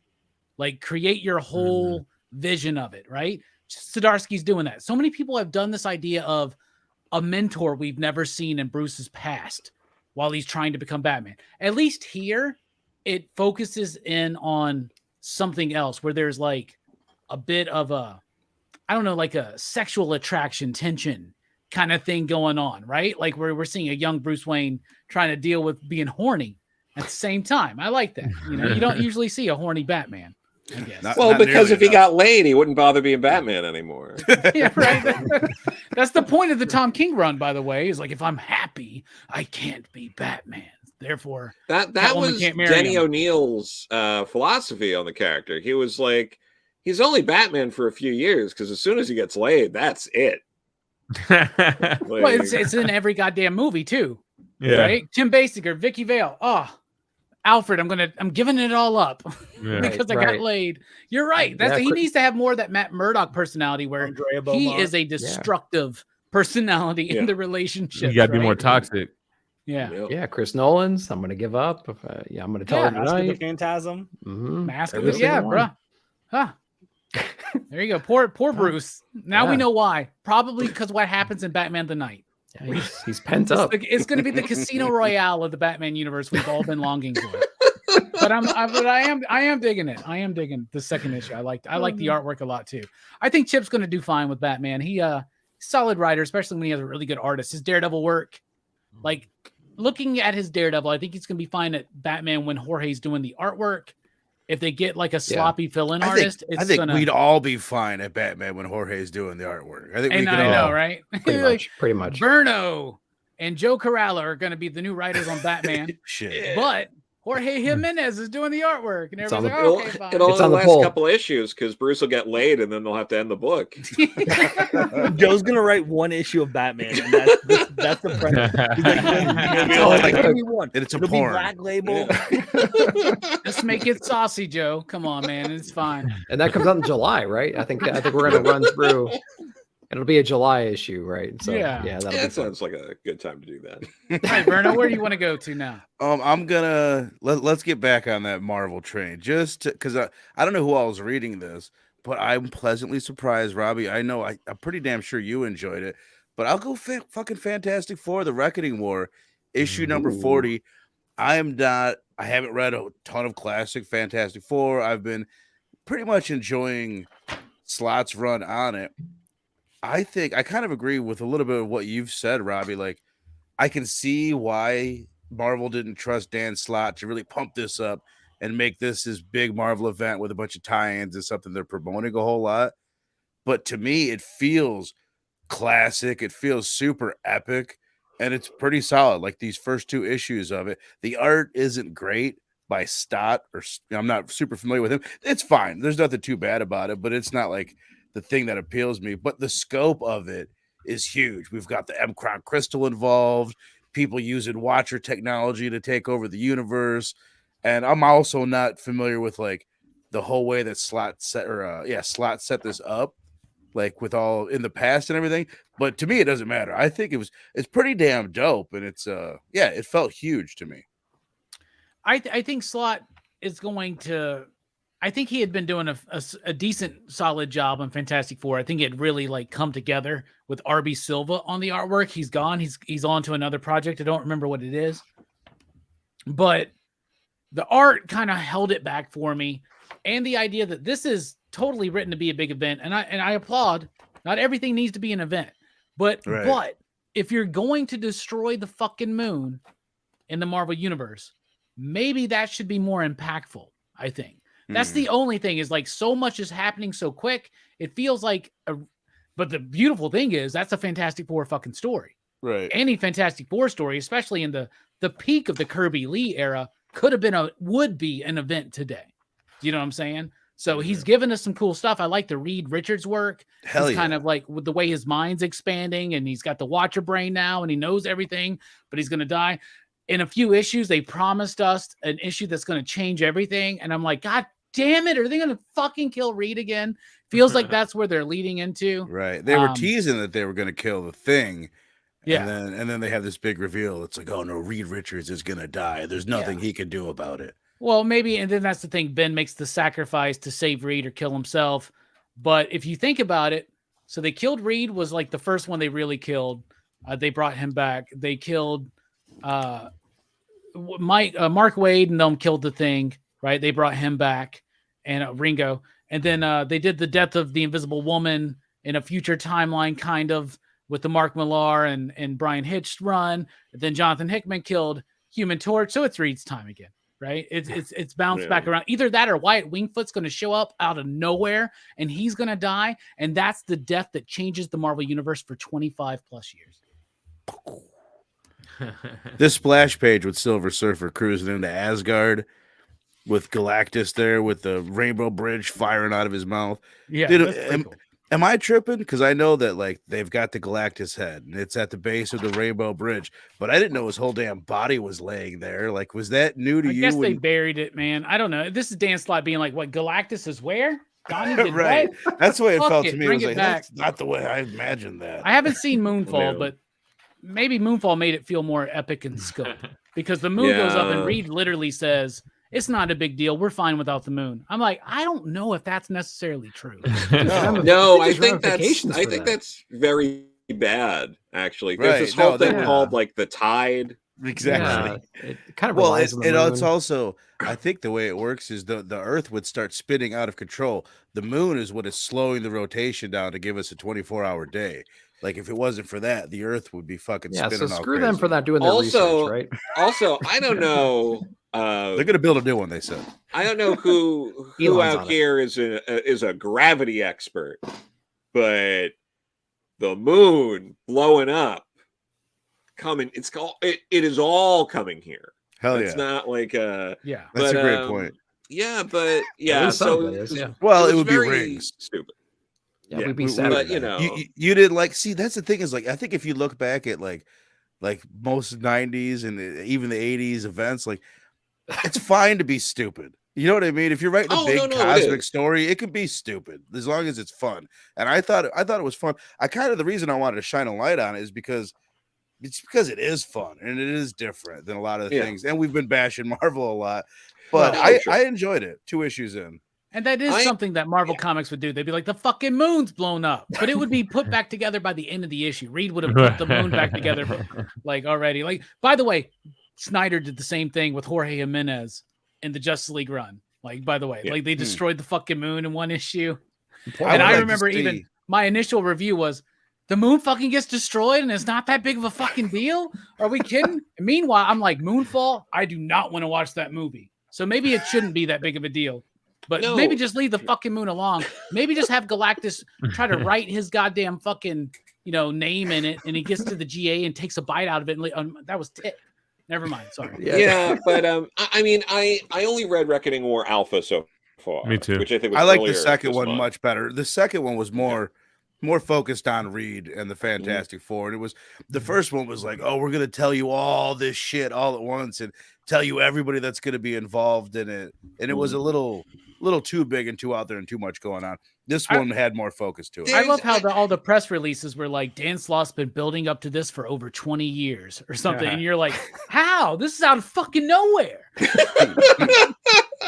Well, the other thing too, which is driving me insane with Marvel, is it feels like there are multiple things happening at once between like Devil's Reign and what's going on in Thor and Reckoning War, where it's like, how many like mini events where every major Marvel character's in the background going like, how are we going to get out of this one? It's like, guys, knock it the hell off. Right. Just And the Wolverine event too at the same time. yeah, it's like everyone. It's like how many events are going on with like Captain America in the background, going like, "Geez, guys, I know what we're gonna do." It's like, come on. Yeah, that was my issue with Enough. Thor. That was my issue with like the last issue of Thor. I was like, oh my god, what is happening right now? But you know what's funny though? They'll get the continuity right. Like they'll have Ben Reilly as Spider-Man, or they'll have the right version of the character they're supposed to have. So they are kind of juggling it pretty well, I would say. I would say right now for they their are not staff numbers, Except for I think, Thor. probably. Yeah. with. I It's mean, like, yeah, they're juggling it fine, but it's like it's just one of those things. Like every day, it's like, is It's Cap hard. like waking up and going like, I gotta stand behind Right. Thor and fret for an hour, then I gotta run over to the Fantastic Right. Four and fret over there, and then I gotta go and this. It's just like I don't That is remember what it funny. was, but there was some kind of humor short story in something. I want to say it was in the oddies, but it was about Wolverine. it's having to- calendar, right? Yeah, and it was having to go from fucking, I got to be an X-Force in a couple hours. Oh, I got to go join Gene and Scott over here and do this bit, and I got to go over here and do that. Oh, I'm an Avenger too. Like there was something like that. That was really funny, I thought. Well, in his healing time, didn't he get like ripped in half in the last issue of well, whatever. Yeah.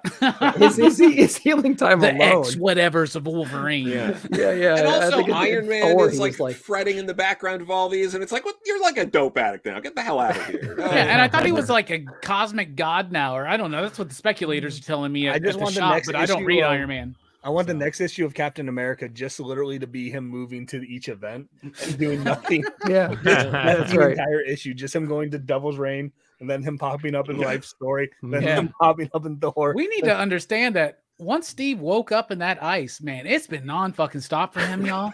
Okay, so he's just like, All right.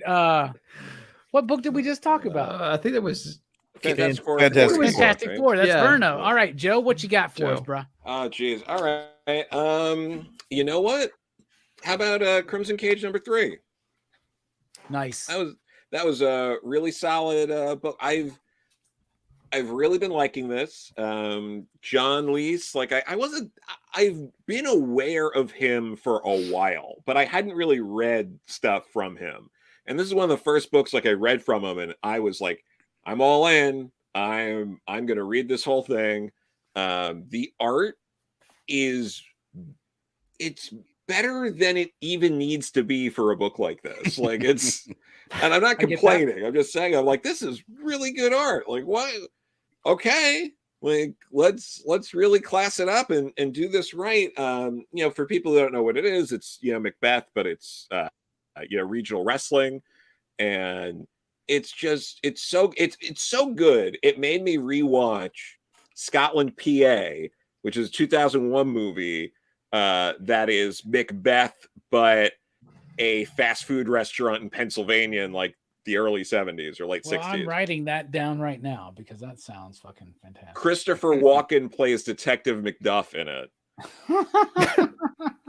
I think I've heard about that. It is off the wall. I love it. But no, this comic, like every issue, it's like, this is going to sound so condescending to other comics, but it's like every issue, like stuff happens and there's stakes and it's elevating the stakes each issue. And it's like, this is like really just well done comics, and more than enough stuff happens in every issue. It's only like 5 issues. It's going to be 5 issues. It's issue 3 now, but like, it's refreshing.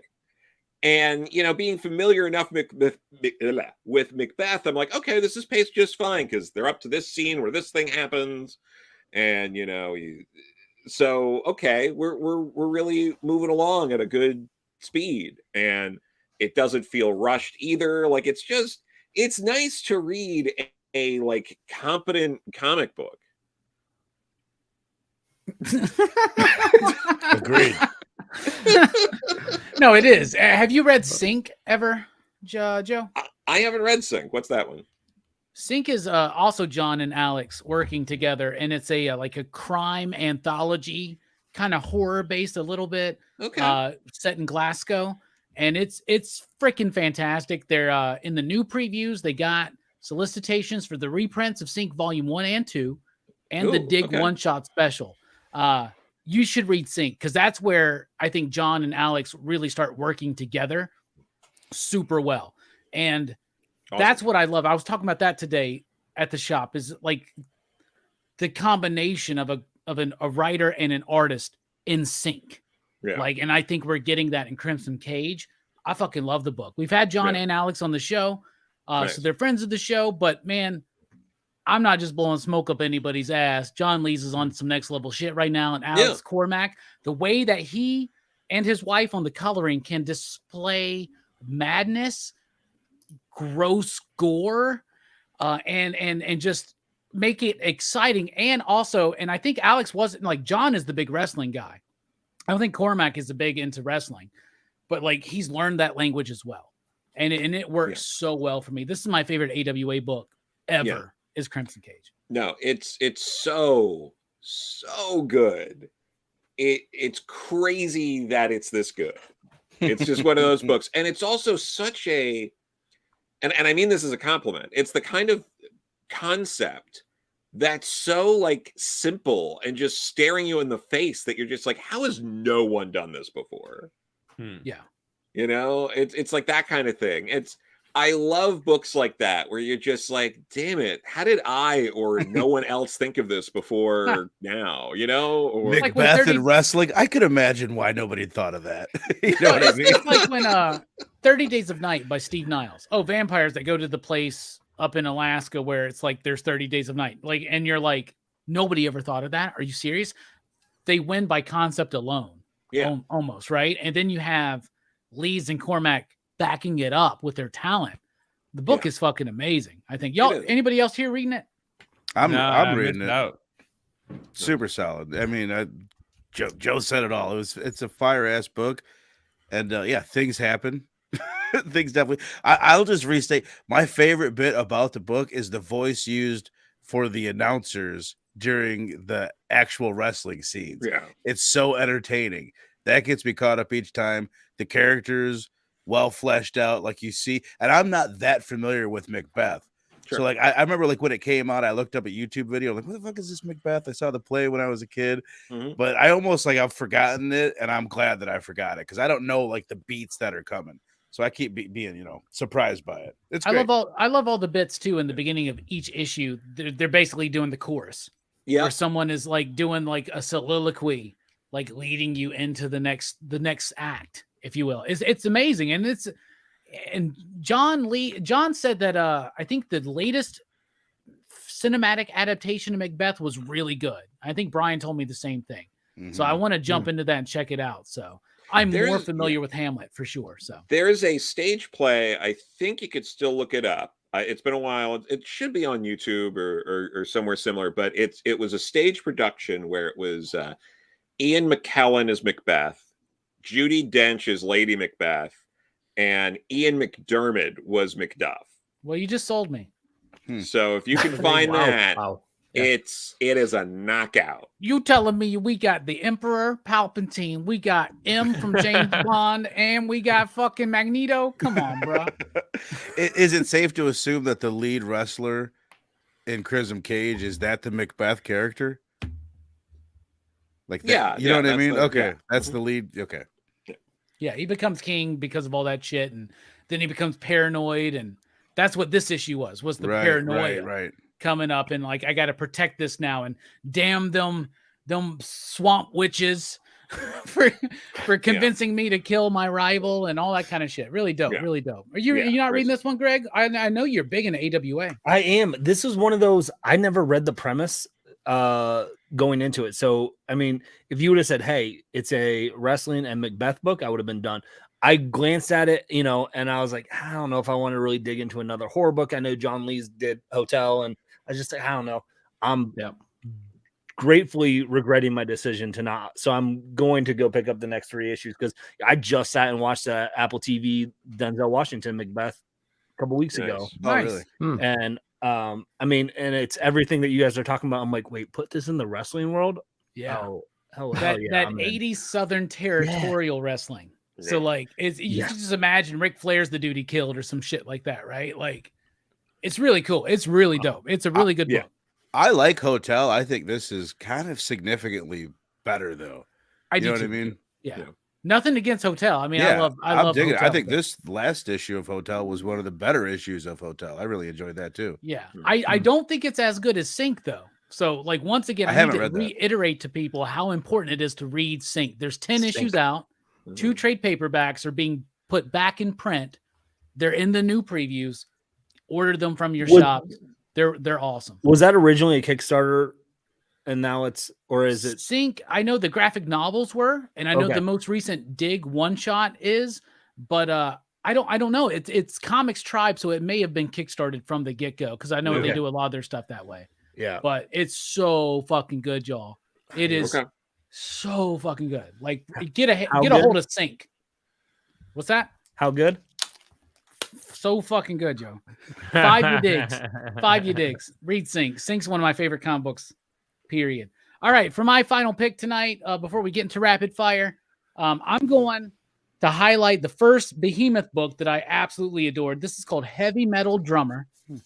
It's a different format than a comic. It's a little bit smaller, as you can see, compared to a typical bag and board, but it works. So apparently this Behemoth also, I didn't realize this, they do music. So it's a record company.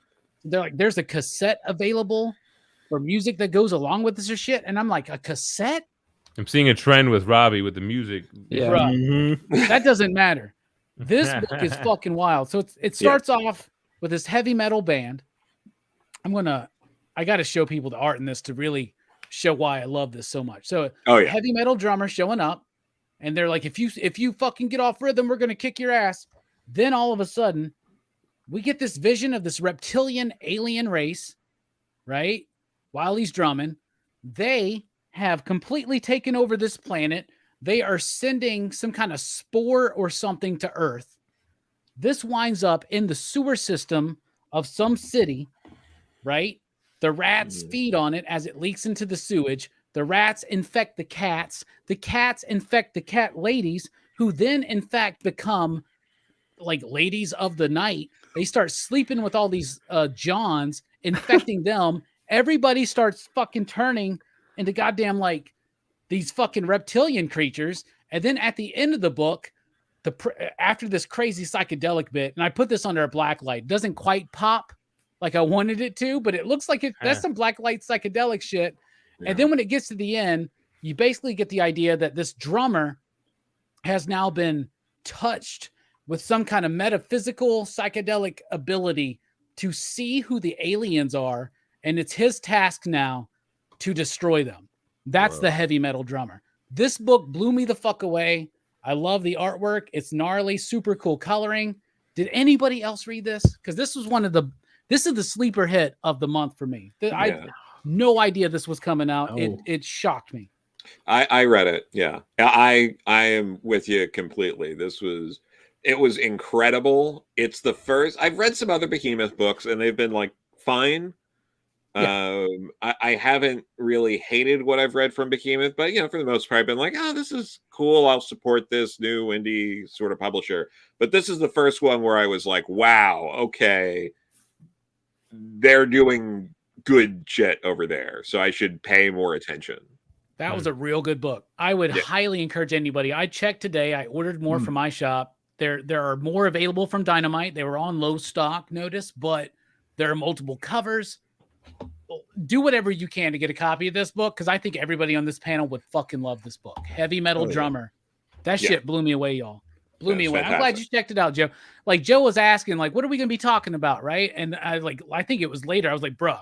As soon as I read it, I was like, Joe, you got to read Heavy Metal Drummer. I got to have somebody else to talk to. I'm glad you checked it out. Do that art. And I don't know any of these people that did this. Luca Fasalo is the artist. It's amazing. This book blew me away. I'm shocked. Yeah, no. And yeah, I wasn't really familiar with anyone involved in it. I don't know. The art, I feel like I might have seen it somewhere before. Like, I should look up that artist just in case. It does look a little familiar. It's kind of like there's an element of it that's a little bit like tattoo art-esque, but then very different. Yeah. No, so probably after this, I'm going to double check and see, because I'm like, maybe I saw this guy somewhere before, but no, it was, I'm really glad I read it. I love, like, disgusting, grimy comics. Yeah, and it is. You were like Soul Plumber then. Soul Plumber, yeah. I'll check it out. This is better than Soul Plumber. Yeah. In my opinion. I like Soul Just Plumber. Focus on the art. Don't worry about the story. Yeah, the story started off okay, and I did. remember the last episode or issue of Soul Plumber I read. I said, it's just leaning too much into vulgarity, and that's why I dropped it. Trying to be subversive, and I dropped it. Meanwhile, I'm wearing a Slumber Party Massacre 2 t-shirt. So somebody in the comments like fucking burned me on that. They were like, "You're talking about the vulgarity of this book and why it's to read, but you're reading. You got a Slumber Party Massacre 2 t-shirt." They'll have vulgarity just for the sake of having it, though. It's kind of like when they start using it as commas and stuff, it's just like Their point was made in issue 1, I think. That was the problem to me with Soul Plumber. So yeah. All right, well, we're about to do rapid fire. But before we get into that, we haven't talked about it. It's become a tradition here to talk at least about one Donny Cates book. What are y'all thinking about Hulk? Who's still reading Hulk? Best issue yet. I agree. It is getting better. I'm loving it. This panel again by Joe. I'm not reading it. I read it. Joe read it either. A lot of people dropped it. I feel. Yeah, like, right? I would understand you not reading this one though. Berserker, I don't understand, but this one I can get. Yeah. I've liked all of them, dude. I don't mind the stupidness. Well, I gotta go whiz real quick. Before that, I just want to say and kind of kick you guys off on this. Yep.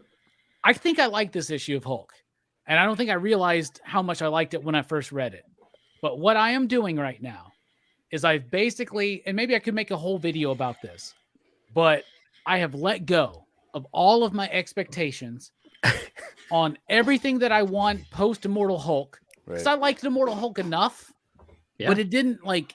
I never reached that level with it like a lot of other people did, right? Sure. But I'm letting go, and I'm like, just read this like you read Pit by Del Keown. And I'm starting to dig it, y'all. So I got discuss amongst yourselves. No, you're fine. I like Pitt. I don't like it. I don't like this at all. I hate this book. It's just like I'm not into it. I hate this type of Hulk story, which was also done not that long ago, where Bruce was like the real villain. It's a tired trope. I'm just not into it. It feels like about 8 pages worth of content every issue. That's definitely true. Same thing with Thor right now from Donny Cates. Sure. Thor is something again, and it's not personal at all. This is nothing against Donny, and I get that he's doing a thing that is working with people. So like, don't listen to me. Like, don't be like, you should change what you're doing. Like, you're selling too many issues of Hulk. Listen to Joe. But like, so I totally get that. Just for me, what I like, it doesn't gel with that. Thor is Thor kind of works a little better for me. I also don't like it. I don't like what he's doing. A lot of what Donny is doing in these 2 books in particular, he did it in Venom, but maybe because Venom was earlier on, I didn't mind it as much, and I was cool with it. I thought King in Black was one of the better events that Marvel's done in a while, but now I feel like Donny kind of does the same thing, where every book he does and approaches at Marvel right now is, hey, here's this thing you always thought you knew about this character, but it's wrong. And this part of his past is actually an evil, bad thing. And it's like, so in Thor, it's Mjolnir, and it's, Donald Blake. And then in Hulk, it's Bruce Banner. And I'm like, dude, I am done.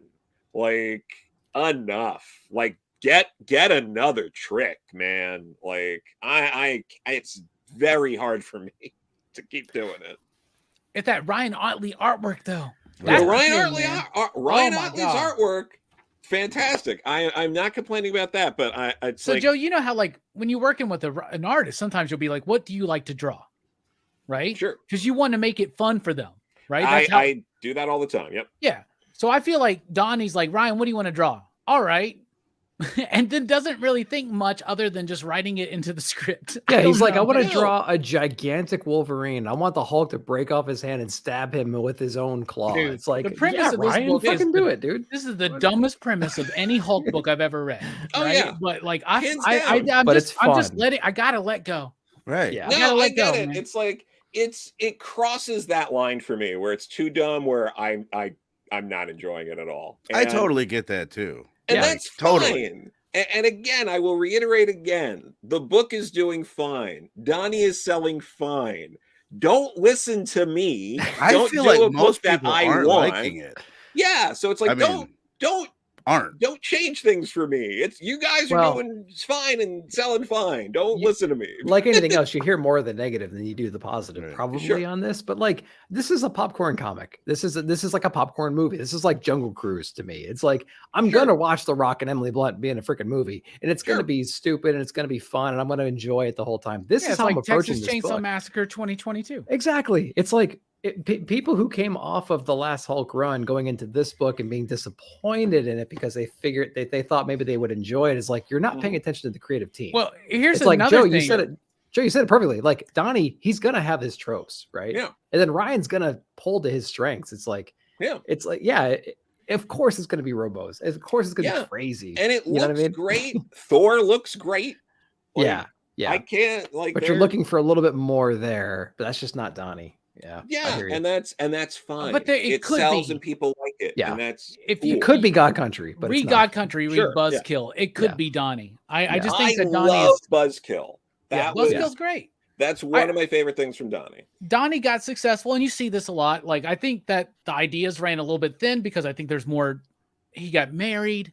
He's obviously somebody who can easily get distracted by arguing on social media. And So I feel like he just, he just needs to like focus. I would recommend some works by Marcus Aurelius for Donnie Cates, but that's just me. What works for one doesn't work for another.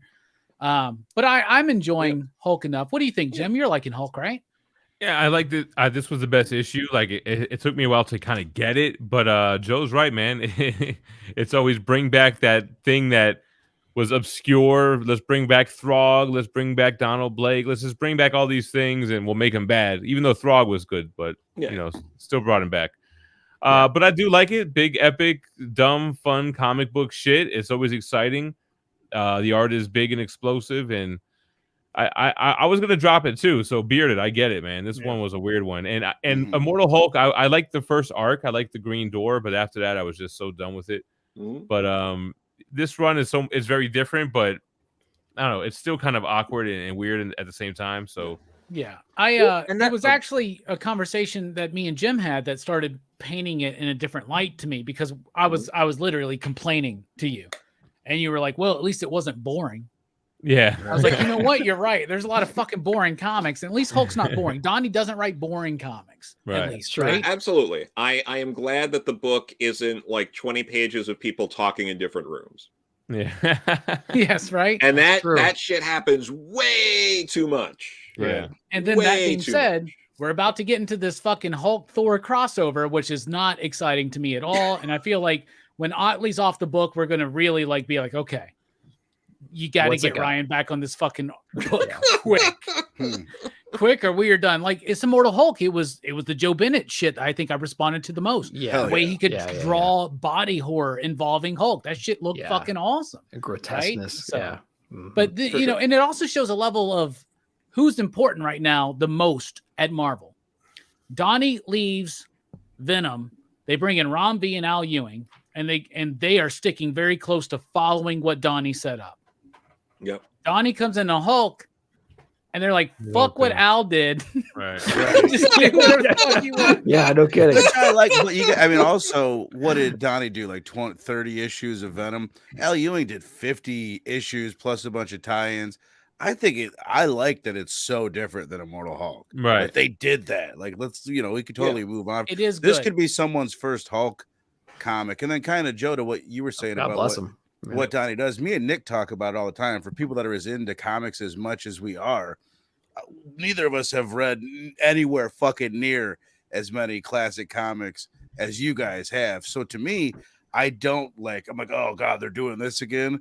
Like that rarely happens with me. Right. So and I feel like Donnie Cates kind of writes more towards the newer readers a little bit, which might not be the best thing for the veteran readers. So I don't even know if it's the readership as much as editorial, but like for instance, I haven't read every single Hulk comic. I've read the first 6 issues by Kirby and Lee, and I think somebody came in to do those last couple. Was it Ditko? Ditko did one of those, I think.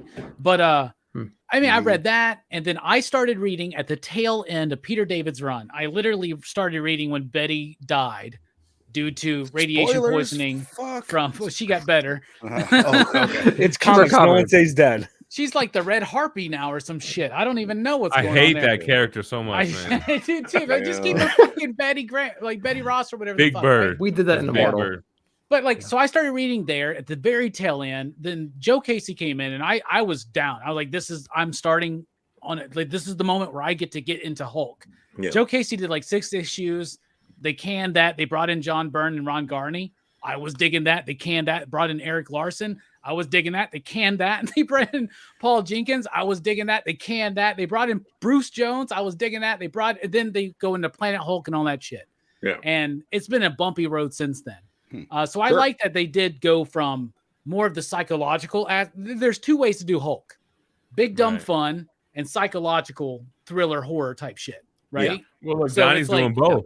Right right that's what I now. was Really, thinking. Well, he's doing more big Well, dumb fun. we're doing big Sure. dumb. Yeah. But We he's just came off the referencing- psychological. So just Yeah, but There's the a mix of psychological. In yeah, there. the psychological It with the is. whole starship That's thing true. with the Oh, no, it's engine May- room. Very but not true. quite on But the not as level much. that Al Ewing or say Paul Yeah. Jenkins was. Yeah, was well, Al doing. Ewing was doing reality bending horror. You know, Yeah. So It- in my yeah. experience of reading Hulk, which I think is kind of brief because I've only been reading since the late 90s, but like I have seen Paul Jenkins do, there's a bad, evil Hulk inside that you've never seen.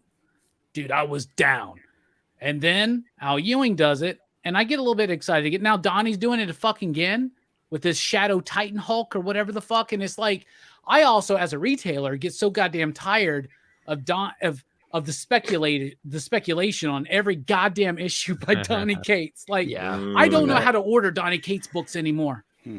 They start really strong, they get really weak, and then all of a sudden they fucking spike back up, and then it stays strong, and then it dips back down, then it jumps Yeah. up again because there's Spider Hulk. Oh, we've never seen a fucking Spider Hulk. Are you fucking Right. shitting me? Are you serious? Thank God I'm selling out, I guess. But I will say that it looks like each issue, we're at issue 4, they've cranked it up to level 4 in the engine room. So I think after Yeah. 9 issues, we're done with this. So Yeah. he's going to stretch this out to 9, hopefully keep people's interest enough to then move on to whatever he's got planned next. But I think Spaceship Hulk has got 9 issues in it, and then it's done. I'm I hoping. think it's done right the fuck Probably. now, bro. What's Like, level 9? What is level 9? Any thoughts? We're on level 4 now. Banner's the final level. I was Seeing gonna Banner, say that's the himself. final level. I was gonna say himself. Yeah. Yeah. So essentially the same. Hulk Yeah. versus Hulk. Okay. Yeah, that's what I think. Yep. All right. Rapid fire review. So we're pretty much done for the night, but what haven't we talked about? So if you got a few more left, rapid fire, throw through them. Nick, set the precedent. What you got? Yeah, I got a stack here. I'm just gonna do 4 just for the sake of time. Step by Bloody Step. We've referenced it a few different times. Cy Spurrier, great issue. I think I can't remember the last comic that I read that was completely dialogue-less, but it didn't need the dialogue to tell the story because the art was so compelling and just so brilliant. I really, really love this one a lot.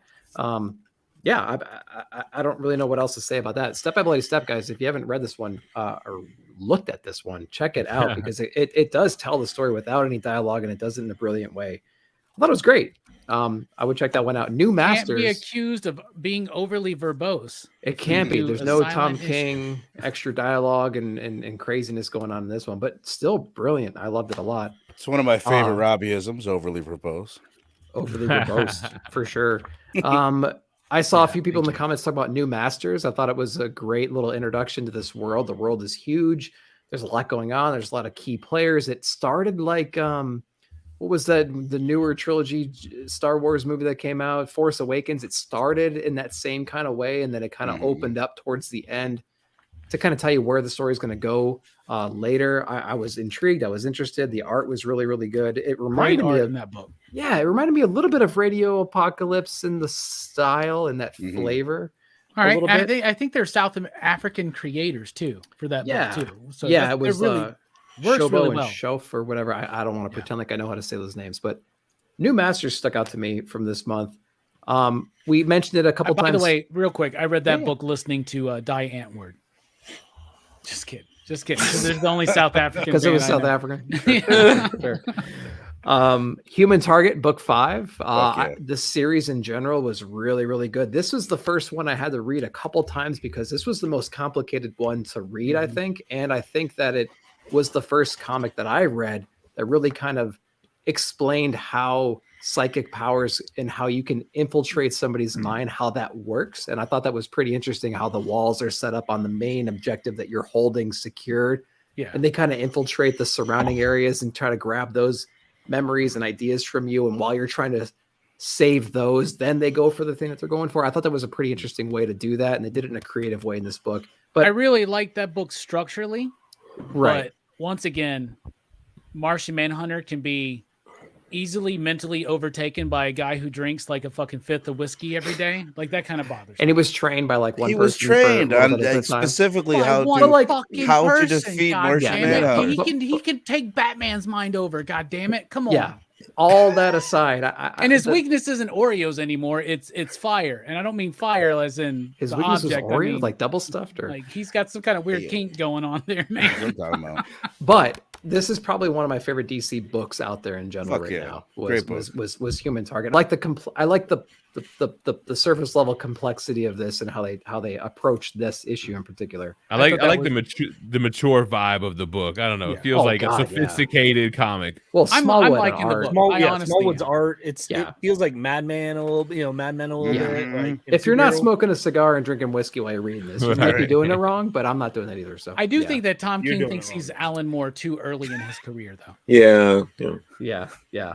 I And then don't the last understand the Tom King hate, dude. It's just he's so fucking good, man. He's so much better than almost Did everybody. you read right all those now. Batman issues? No, Did you I didn't read a fucking single read one. it? Because I That's did. probably a goddamn big it. part of it. You There you weren't go. there. read I his Bruno. good did. shit. I did. Robbie Wool. That's a debate for another day because I've said this and before. I loved it.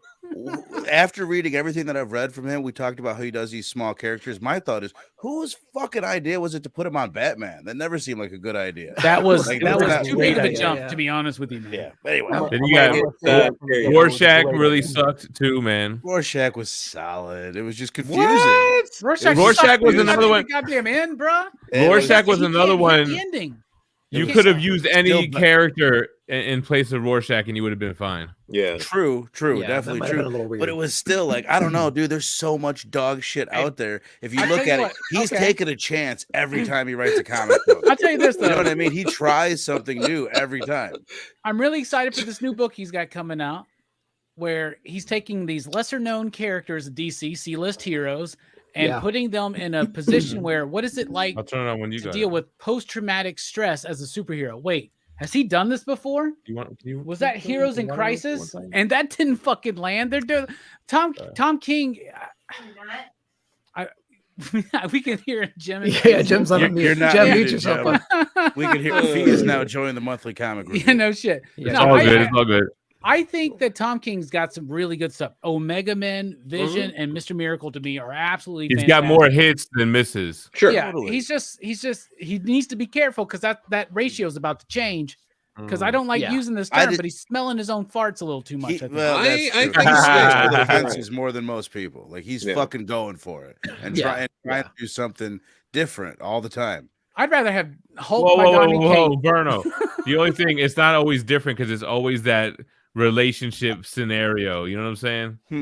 I thought you Yeah. were gonna say his non-linear because and his- Minimum 3 timelines at once. right. There's that Dude, too. he did that one issue of Rorschach like that, and I fucking loved it. Like, so I'm a mark. Like, I think structurally, I think there is some genius in Tom King, but I think people told him that too Sure. early in his career, and I think he's kind of like, I think he's like overcompensating for things, and I just, this is just me. You know, I'm Right, glad right, that right. people are digging his work. I'm glad when people are getting into Supergirl, that makes them want to check out some other things, right? Yeah. Like, Yeah. I can't Maybe some tell you. Silver Age. I can't do a top Yeah. 5 favorite Supergirl stories. You know what I'm saying? Because Right. when I first read Supergirl, she died. And then she was like this fucking protoplasmic fucking shape-shifting alien thing that Yeah, was that's having my sex with Lex Supergirl. Luthor too. Matrix. Like, what the fuck is that? The Peter David run of Supergirl, though, I really like. I think it's super Yeah. strong all the way through. Yeah. But I get For it, man. Tom King Yeah. is he's not a bad writer, Yeah. but I just yeah. think that he's a bit.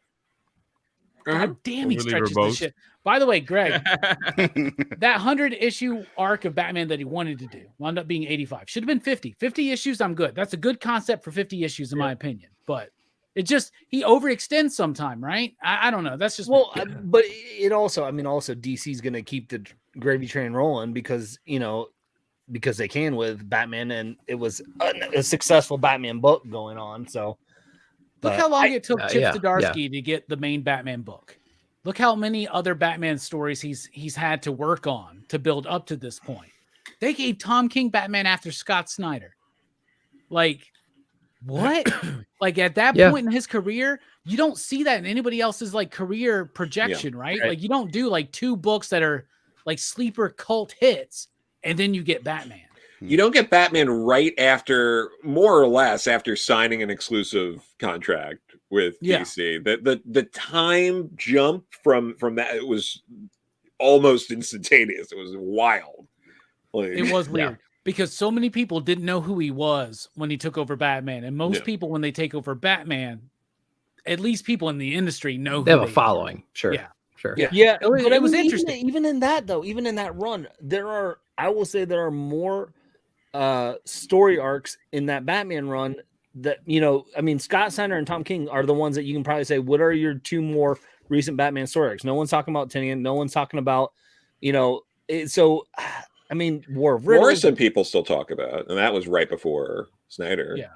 Yeah. And there are. I think that and Snyder are the last like solidly considered great Batman runs, right? But like Tom has some good stuff, bruh, in that Batman run, especially when Lee Weeks was involved. Like they have he has some really good stuff. They did. Oh yeah. Oh, where they're falling. The whole issue is him falling and shit. Bro, this shit's like fucking amazing. But like, yeah. Well, I think Snyder hit it out of the park his first arc, and I think people hinge his entire run on Court of Owls, and it doesn't hold up as well as everyone thinks it does. Is everyone? I think 0 Year holds up. I think it falls apart after Court of that. Is anybody reading Black Widow?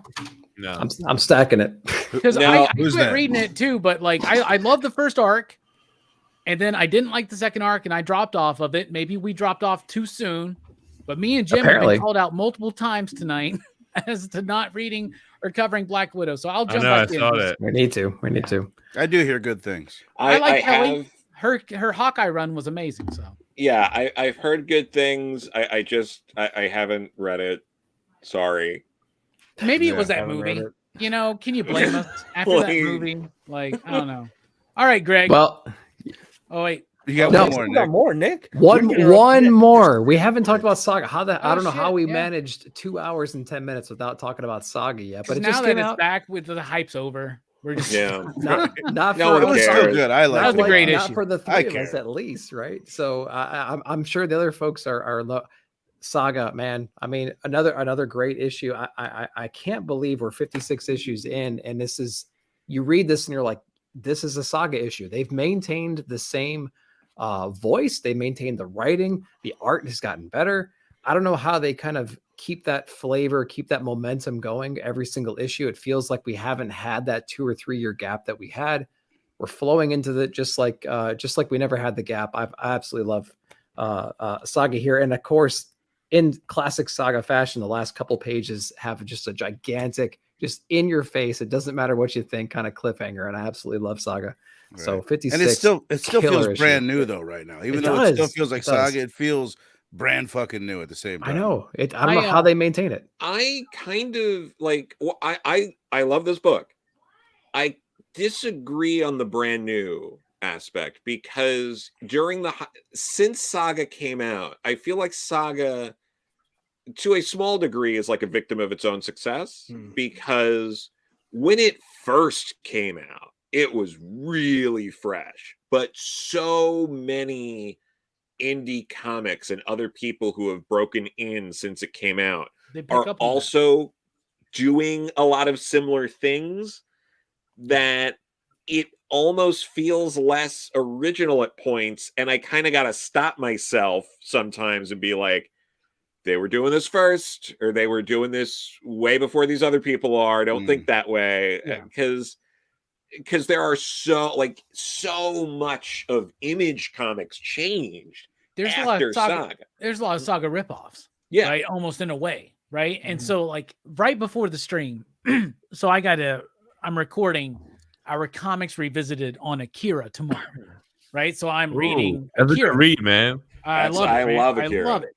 So I reread book 4 today before we went live. Like that's what I was doing. And as I was reading it, having just come off of this big Saga reread, because I dropped off of Saga in the 20s, and because I was on Verno's show, y'all need to check out that Saga revisit with me, Verno, Nick, and Jennifer, because it was fucking awesome. Nice. I agree. It was a great read. We talk about female ejaculate in the face and all kinds of shit, man. More than once. It's a reoccurring thing. Yeah, it's a reoccurring thing, kind of like the gaping hole that we were talking about last week. And then on Dylan's horror show, and then this week we're doing the gate. which is about a gaping hole. But rewatched that last night. I'm just gonna say that that's the best episode of Goosebumps I've ever seen. But what were we talking about? God damn it. Saga. Yeah. I was reading Akira, and as I'm reading it, I'm thinking there's a lot of Akirisms as far as structure and pacing that Saga has. Yeah. And so like I was noticing that. I was like, because I was like, the first thing when you read Akira is you're amazed at how fucking amazing the artwork is, and then how amazing the fucking backgrounds are. Like in all this fucking screen tone work and all kinds of shit going on there. Environments are dope. It's fucking beautiful, right? But structurally, the story is kind of told the same way. You have all these different characters that show up, and you think one character is going to be the villain all the way through, and you think one character is going to be the hero. They switch places and shit like that, and it's like it's really interesting the combination there. So, all right. Yeah, let me just to rebut. I think it feels fresh because they're in a totally different environment with a new cast. Even Hazel, she was a baby, now she's a little girl now. Marco's gone. The world of Saga feels different, but it still feels like Saga. And the look, that's another thing that we mentioned where it feels like manga. I'm not used to reading comics where the look, like people grow up and change and get older and everything. Like it looks different. That is true. But the art style is still there. No, I get what you're saying. I was commenting on it from a different way than what you were saying. The shock value of what the content. Yeah, I was talking more like that, and you meant it more like it feels new and fresh because the characters are older, characters are gone now, there's new characters. So yeah, no, that is correct. So yeah. And I also like how we've read so many of these issues, we can almost like we understand the characters at this point. Yeah. You know what I mean? Like we've been through so many situations. And Robbie, like you were saying, sometimes they're good, sometimes they're playing like the opposite side. Like they change a whole lot. So we almost feel like we know these characters so well, but they find creative ways of like changing it just a little bit so they don't quite act the way that you think they might act. And I think it keeps it fresh. So that's maybe why it might feel new, but it's like it's old concepts, but just kind of done in a new way. And they keep it interesting at least. So just super excited it's back. I can't believe it. That being said, this whole issue, I was just like, no, don't believe this shit. Alana, come on. Don't believe this fucking shit. Yeah. But she reacted appropriately. Have you not seen Weeds season fucking 4? Come on. Anyway. But hey, she didn't roll over. She popped the guy in the mouth and she's like, no, we're going to war now. That's pretty good. Hell no, I ain't taking my fucking shirt off for you. She had just attacks, dude. Yeah. Good reasoning for that though. Like, no, I'm not worried that you have a wire. I just want to make sure you don't have fucking wings because we're still fucking speciesist here in this war. That shit came out of nowhere too. I was like, "What?" He called her that a lot. Yeah. Didn't expect it. He called her right on the shit that was like she couldn't. She got stuck, man, and that was it. That's what happens when you try to get in that drug trade, man. The thing for me is that it's just been the gap between the last time I read the Saga, the first half, between now is killing me, man. And this feels like Saga. It feels like it a little bit in the future. I'm trying to remember the different factions and the moon people and what people don't like, what people and the TV head people. Right. What's the mom's name? Is it Alana or that's the baby's name? Alana. Hazel's the baby. Alana's the only thing that feels the same to me. Everything else feels a little bit different. She's the only character left that hasn't changed. Right. Yeah, she's the one that feels titties though. God damn. I was gonna make the bit, then I was like, no, I shouldn't do that. And then Verno did Verno for that. I got you. Verno got I love that last episode where she's like, fucking, what did she say? The line was ridiculous. It was like, this is so funny. This book is so absurd at times. Speaking of absurd, Greg, you got any rapid fire reviews? I promise we mean rapid fire. Sorry. We're gonna get sidetracked by Tom King. What I love too is you set the stage like, all right, we're gonna have Nick go first. Show Greg how to do a rapid fire review. 30 minutes later, hey, my review was rapid fire. The commentary was that was my fault. I can't. I was like, I cannot stand this Tom King fucking shit. All right. Well, I won't bring up a Tom King book then, so we don't get distracted. So I'll bring up this one, Fantastic Four Life Story. I thought the closure to this was great. Mark Russell did it. I hope they do more life stories. I think these are really fun. I haven't really read Fantastic Four comics, so this was really exciting for me though to kind of get to explore this world a little bit. It, from what I know of the characters, it felt true to them. That family experience. It let Sue Storm shine. I feel like that's always a knock on some of the past issues where she kind of gets looked over as the Invisible Woman, you know, and all that anyways. But I thought this was really good. Closure to that. I hope they do more life stories. Same. Animal Castle, issue number 3. Really been digging this. It's from Ablaze Comics. Okay. You know, it's your classic bunch of animals that are going to revolt against the hierarchy. It's issue 1 was a really good setup. 2 kind of was like, I don't know where we're going. 3 kind of just really set the bar high for it, which I really liked this issue. I thought it brought it home. Cloaked, issue number 3 from Dark Horse. I'm really digging this series. This is your Batman and Robin story, but it's 30 years later, and there's a reporter going back and trying to figure out who the Batman, the vigilante character is.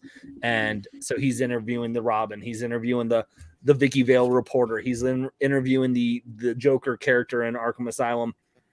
And my best version of this is it's a realistic take if superheroes were actually a real thing, if that Batman character existed in our today's society. And so every time he's going and talking to people, trouble's following him. It's just a 4 issue, but I mean, it's just this kind of thing of like, even the vigilante, he literally has this sidekick as a, you know, hey, go check it out. Where he basically is like, the sidekick is like, oh, here, go be a distraction. If you get killed, I can replace you with someone else. I don't really care. Sweet. And that's how he uses them as a decoy. And My Bad is the last one I'll drop from Ahoy Comics. I'm loving this series. It's another trope on superheroes. Mark Russell, Bryce Ingman, Peter Krause is doing the artwork on this. It just is a really fun. There's 3 stories kind of all tying together, all go separately, but it's just kind of this look of the absurdity of superheroes. And in this issue, it focuses on a chimp named Acid Chimp.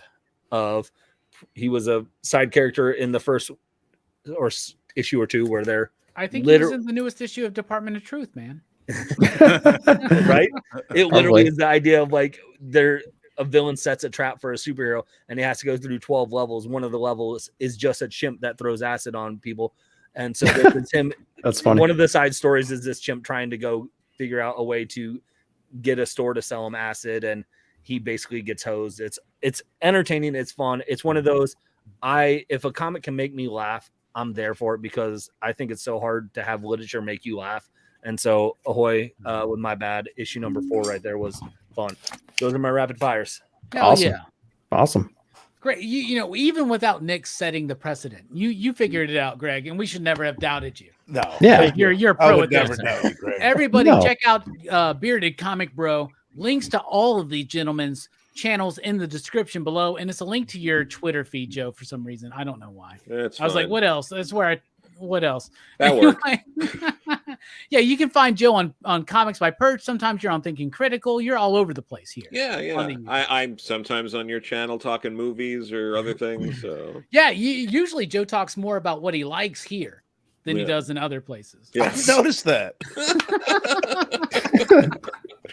Speaking of talking about what we like, you know, I like Jim Mint Collectibles. Jim Mint, what you got for rapid fire, bro? Well, thank you. I like you too. Since I did Marvel and DC, my rapid fire will be the indie stuff. And let's start with Bolero. Anybody reading this Bolero book? No. Bolero, I'm pretty sure is Image. And have you ever seen the show The OA? No, Nobody. Nope. Okay. I thought it was So- a Green prequel Lantern? to the OC, so I didn't watch it. No way. I would watch it if I like OB. So really quick, Bolero is the idea that, and it doesn't tell you this right away. This is kind of, I don't know, it's a little bit spoilery though. That's the thing though. But like the hook on the first issue is that there are multiverses, and you can kind of transport yourself into a version of yourself in another multiverse and live out whatever that is. You know what I'm saying? And that's similar to the show. And in the comic, they do it really well. It's also kind of a very adult R-rated comic book, but the character work is great on the characters. She feels unique and quirky, and it feels realistic. And it's just, I don't know, it's a fun indie. So Bolero, check it out. Then I did read the first issue. I liked it, but then I There you was go. like, this is going to be a fucking 50 issue comic every month. I'm just going to wait. Yeah, I mean, when you're reading every fucking comic book ever, I get it. But then I got Primordial. Talk about a book that's not overly verbose. Freaking Andrea Sorrentino, Jeff Lemire, right? Dave Stewart. Is that the three? Yeah. I think so. Yeah. Yep. Steve Bond, I think, on the letter. Reality bending art and dialogue, right? That just challenges what we know and does it with a realistic event, but kind of just tweaks it and makes it science fiction, and it's dope as hell, and it's animals and dogs, and you love them. And I'm just glad I'm not the one that brought up Primordial, so thank you for that. I don't know why you didn't bring it. Yeah, it was my indie pick. You know, Primordial. It was the last issue. What was it? Issue 6 or something like that. Yeah, I love that. I love that book. Yep, so it's much. good stuff. So much. Good stuff. And what's my last one? You know what? Let's just go everything Spawn. Gunslinger Spawn, King Spawn, Spawn ongoing. The art is amazing. Epic, nostalgic battles and comic book feeling shit with great artwork and cool shit. Cool stuff with Spawn. Really Brett like Booth is doing the work of his life on Gunslinger. Really? Yeah, like this newest I issue love of Brett Gunslinger Booth, was too. amazing. And this was my favorite issue of Scorched yet, which was number 2, but it's not saying much. But like that was my favorite Spawn book of the month was Scorched number 2. But Gunslinger Spawn number 5 kicked me up. King Spawn disappointed me just a little bit because I've been loving it so much. But it was just kind of like a lull issue. But I'm loving the Spawn shit right now. But Clown, they're making Clown pretty badass in Gunslinger, man. That's just and the Violator. Good. Right. Is the future version of Violator. And then Tim, and then the idea that all those little clowns following him are the souls of all these children that Billy Kincaid fucking got for him. Damn. And you think about the crazy. ramifications of that, and you're like, that's fucked up, man.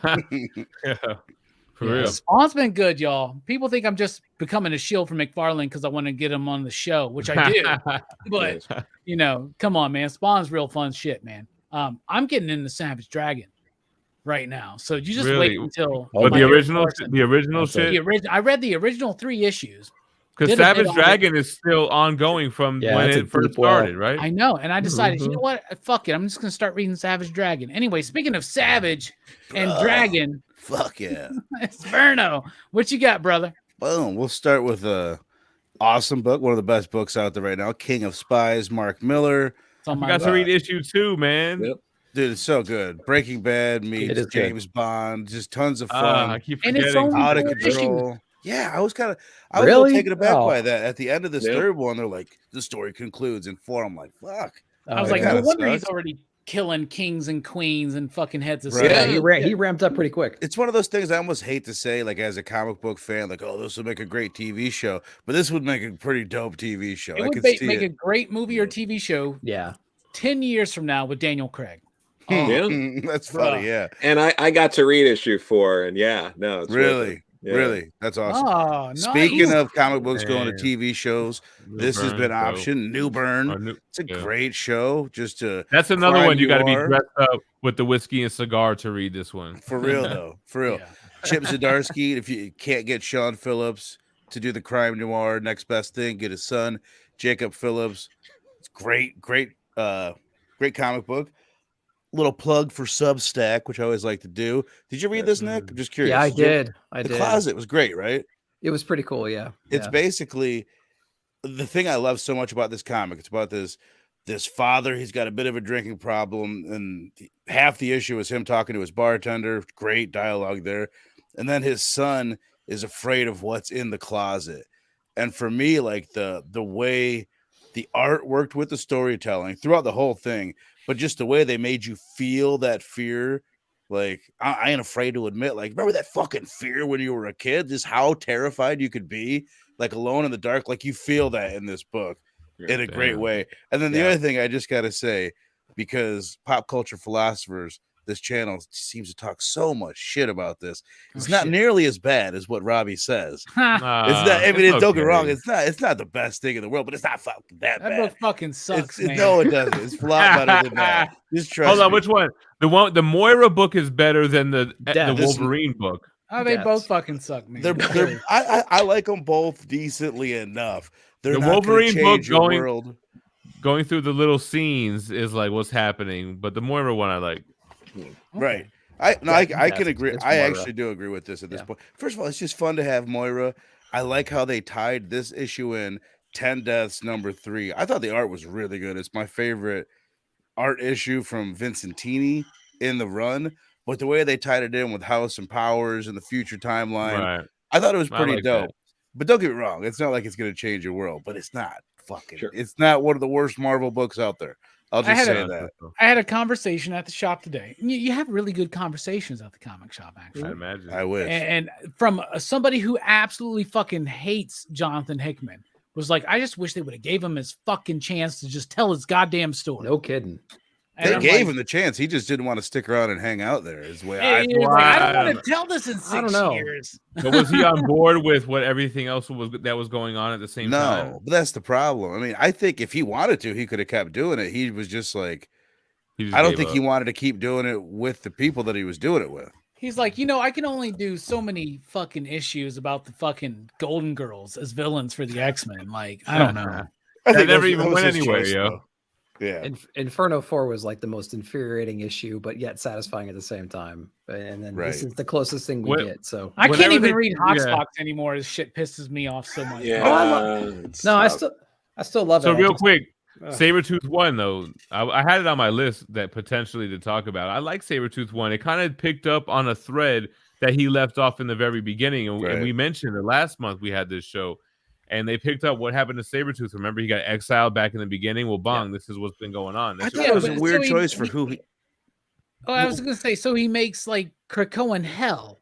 Like what I was it's like jail. anticipating It's like jail in your brain where you're like Right. learning like how to like I don't know. When Yeah, you and think th- about this is- Sabretooth, you're not thinking of this really heady sci-fi concept. Or at least Yeah. I'm not. I was looking Yeah. for a more of them like slash people up kind of a comic. it's fine for a book if it would have dropped right in the beginning, Mhm. right? Sure, do Mhm. whatever the weirdness you want. Krakoa, the mental. It's such a weird fucking stretch. It's super me. weird. But Sure. all I like, soon as they dropped the Sabretooth in that fucking Krakoan prison, I was like, okay, Mystique's gonna pull him out. They're gonna build a brotherhood. So Yep. you think you get everybody on the same page, but there's gonna be a faction plotting against you. But everything has happened like they waste so much time just staying in status quo, and then they try to change it like in just a fucking issue or two, and then deal with it. Like it's just there. It doesn't feel. I feel like there's a plan, but I don't feel like it's a cohesive plan. I think it's a plan to get you from point A to point Z, but they count 24 steps out. Do you get what I'm saying? And it's just the writers are left to do what they're doing, wander around for a bit until Jordan D. White tells you, oh, we're doing another Hellfire Gala. Oh, we're doing another event. Oh, we're doing another relaunch. Now it's time to move the story forward. No, you gotta have to move the stories move forward at a natural progression, not like suddenly. You know what I'm saying? Like it gets I don't too know. tricky to do that when they have 8 titles going. If they had 4, Yeah. you could do that. You get 8, and it's just like, just do whatever the hell you want. We'll Well, figure talk it to out. the Characters, Superman yeah. editors in the fucking 90s, okay? Because Hmm. they did it. Dude, They last did thing Death I've got to of say Superman over eight fucking different titles. Yeah, exactly. before he goes to Joe, I don't know if anybody else has been noticing the way that the background on this screen, the background that you picked, Robbie, it bleeds into this flag on Nick's screen in the top does. there. And it's the same fucking color. I've been staring at it this whole show. It's a Right- weird right tangent here? that was Yes, unintentional. yes. Yeah, it's my Targaryen flag. and If my, Cartoonist Kayfabe unlocks us one day, they're going to be like, look at that fucking tangent above Nick Comic Code. They did that Hey, on Ryan, purpose. hey. Yeah. That's my Oh my winter's God. coming and hear me roar flags. Yeah. All right, Joe, what you got? Rapid fire. All right, rapid fire. I'll do a couple Marvel, couple of DC. Over at Marvel, excellent #1. I really enjoyed it. It was my favorite X book this month. I'm a X-Statics mark, but this felt more like X-Statics than when they did that Dupe miniseries a few years ago. Other stuff like I really like what they did with this. The other one is Alien #9. I've been enjoying it. Oh. It's solid. Yeah. I get it. It's Alien. It's like, what are the aliens going to do? Oh, they're going to take over a colony. They're a robot's going to turn on them. Like, I get it. It's the same shit over and over again. but it's still fun because it's Alien, and I just love that franchise. And Salvador Larroca can trace an action figure like nobody's business. So you gotta enjoy that. But hey, I mean, Phil Kennedy, you got same writer, same artist, 9 issues in a row. I think they're gonna get like some sort of medal for that, because that shit does not happen. Yeah, the new medal is holding an it down. omnibus. That's what it is. Like they're gonna get an omnibus. So Yeah. And then speaking of Philip Kennedy Johnson, flipping over to DC, Action Comics 1040. It's really good stuff. I wish it was like a little faster, pick up the pace like a little bit, but overall it's really great stuff. I hate that like this is like the better of the Superman storylines going like now, and like this is like just getting like buried and no one's really it's the only Clark Kent story right now, right? Yeah. And it's like I love it. I think Phil Kennedy Johnson's doing a fantastic job. And then Nightwing with like an asterisk because I hate what Tom Taylor does with John Kent. I do not like the Superman book. However, he did a good John Kent the first few pages in that flashback. Yeah. And it kills me because I'm like, oh man, like if Bendis didn't pull that shit, like Tom Taylor might be writing the hell out of like an amazing John Kent. Dude, I said Nightwing this month was the best issue of Superman, Son of Kal-El yet. Yeah, no, it absolutely is. The worst parts of that issue were the parts that focused on John Kent in the present. Everything else about the issue, I'm like, this is great. And so those are my 4. And then I will give an honorable mention to Green Lantern 11 because the story is so good. I love the story. The art does not work at all. Oh man, like I feel bad for Jeff, man. Right? Like dude, if he had a consistent artist on that book, that would be like one everybody's talking about. Yeah, that if they knocked it out of the park with the art, this would be a book people are talking about more, which is why I got to give it an honorable mention. And I hate being that kind of guy who has to say something like, you got to push through the art and just focus on the story, because that does not work when you're talking to people about comic books for the most part. Yeah. But if you can look past the inconsistent art that makes no sense, because it's like, who thought this was going to work? Like, you're just like, this is, oh my God, what it's are like you doing? 3 artists per book. And yeah, it's ridiculous. A mess, but like, if you can get past that, it's a cool story. And I think it was around issue 6 or 7. I was doing a live stream and I do the DC sneak peek on Rockin Robbie Live. And I was like, Green Lanterns, it's falling flat on me. I'm not really digging it. I feel lost. And then who pops up in the fucking chat but Jeffrey Thorne? Yeah. And then he's like, bro, I'm telling you, I got 12 issues. You got to stick with it. And I felt like I was put on the fucking spot. I was like, if you want to put a YouTuber on the spot, the creator of the goddamn issue being criticized should jump in on a live stream and be like, trust me, bruh. And I was like, you know what?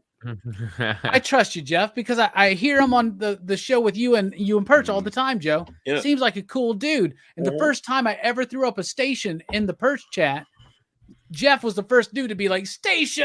And I was like, bro, he knows what's up. He knows what station. Yeah. I liked him as soon as Twitter attacked him. I'm like, I fucking like that guy. No, absolutely. Jeff is a really... He was right, though. Cool guy. God damn, he was right. It's paid ridiculous. The fuck off, man. Like, in issue 10... holy shit. Like, everything he set up came to fruition and it blew me the fuck away, man. Yeah, absolutely. It's a great story. And they do no favors at all, because like they put out the first volume and they picked like one of the worst covers to put as the cover of volume 1. I'm like, do you guys like want this book to tank? What is wrong with you? Like, it's Did they unreal. pick the cover with Teen Lantern and all that shit. It was the cover with Teen Lantern like pointing and yelling, and like everyone else being like, and you're like, God, do you like that? Never even happens in the comic. Like, what are you guys doing? Yeah, and she's a not really she. Her device is just a plot device in the whole goddamn scope of things, right? Yes. It's a John Stewart story. It's a, Sojourner. What's her name? Joe something. It's Joe's story. And then when Hal does show up, and Jeff, I remember everybody in the Perch chat's always being like, "You fucking hate Hal Jordan." He's like, "Trust me, like I can't fuck with Hal Jordan. I can't kill him. DC's not letting me kill Hal Jordan. When he shows up, it's going to be a big deal. And when he does, it does. It is." Read Green Lantern, y'all. It's really good. Come on. No, absolutely. I think he's got a 36 issue story he wants to do. We got to get behind this shit. I want to see that, man. Oh, for sure. Yeah. All right, for my rapid fire, a lot have already been talked about. King of Spies, Primordial, New Masters. I want to point out Scout had a book called Cult of Icarus, #1, that I really liked. I liked the artwork. I liked the story. It's vampires. It's not the... I won't say it's derivative, but it's not the most original type story, but it worked for me. I thought that... How'd you like the cover? How it felt? How it feels? Oh, the cover felt amazing. It's weird. It's like a rubbery cover. Like I can't even explain. I wanted to rub my dick on it, to be honest with you, Greg. I don't really want to know that, but I'm just telling you. I was gonna say, if you haven't, it's for Patreon viewers only. Go to your comic shop and just touch the cover. Just make sure Robbie hasn't touched it first. Yeah, no, it's a cool cover. I just don't eat no Cheetos before you read that comic, man.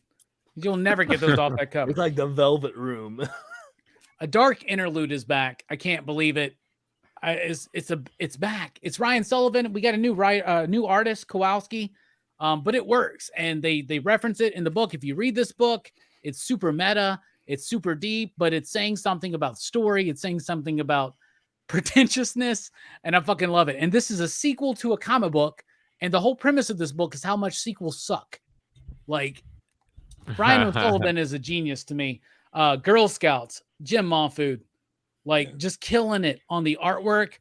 I was really confused by this fucking book for the first few issues. Now that I'm into it, this was the first time I read it, and I was not confused.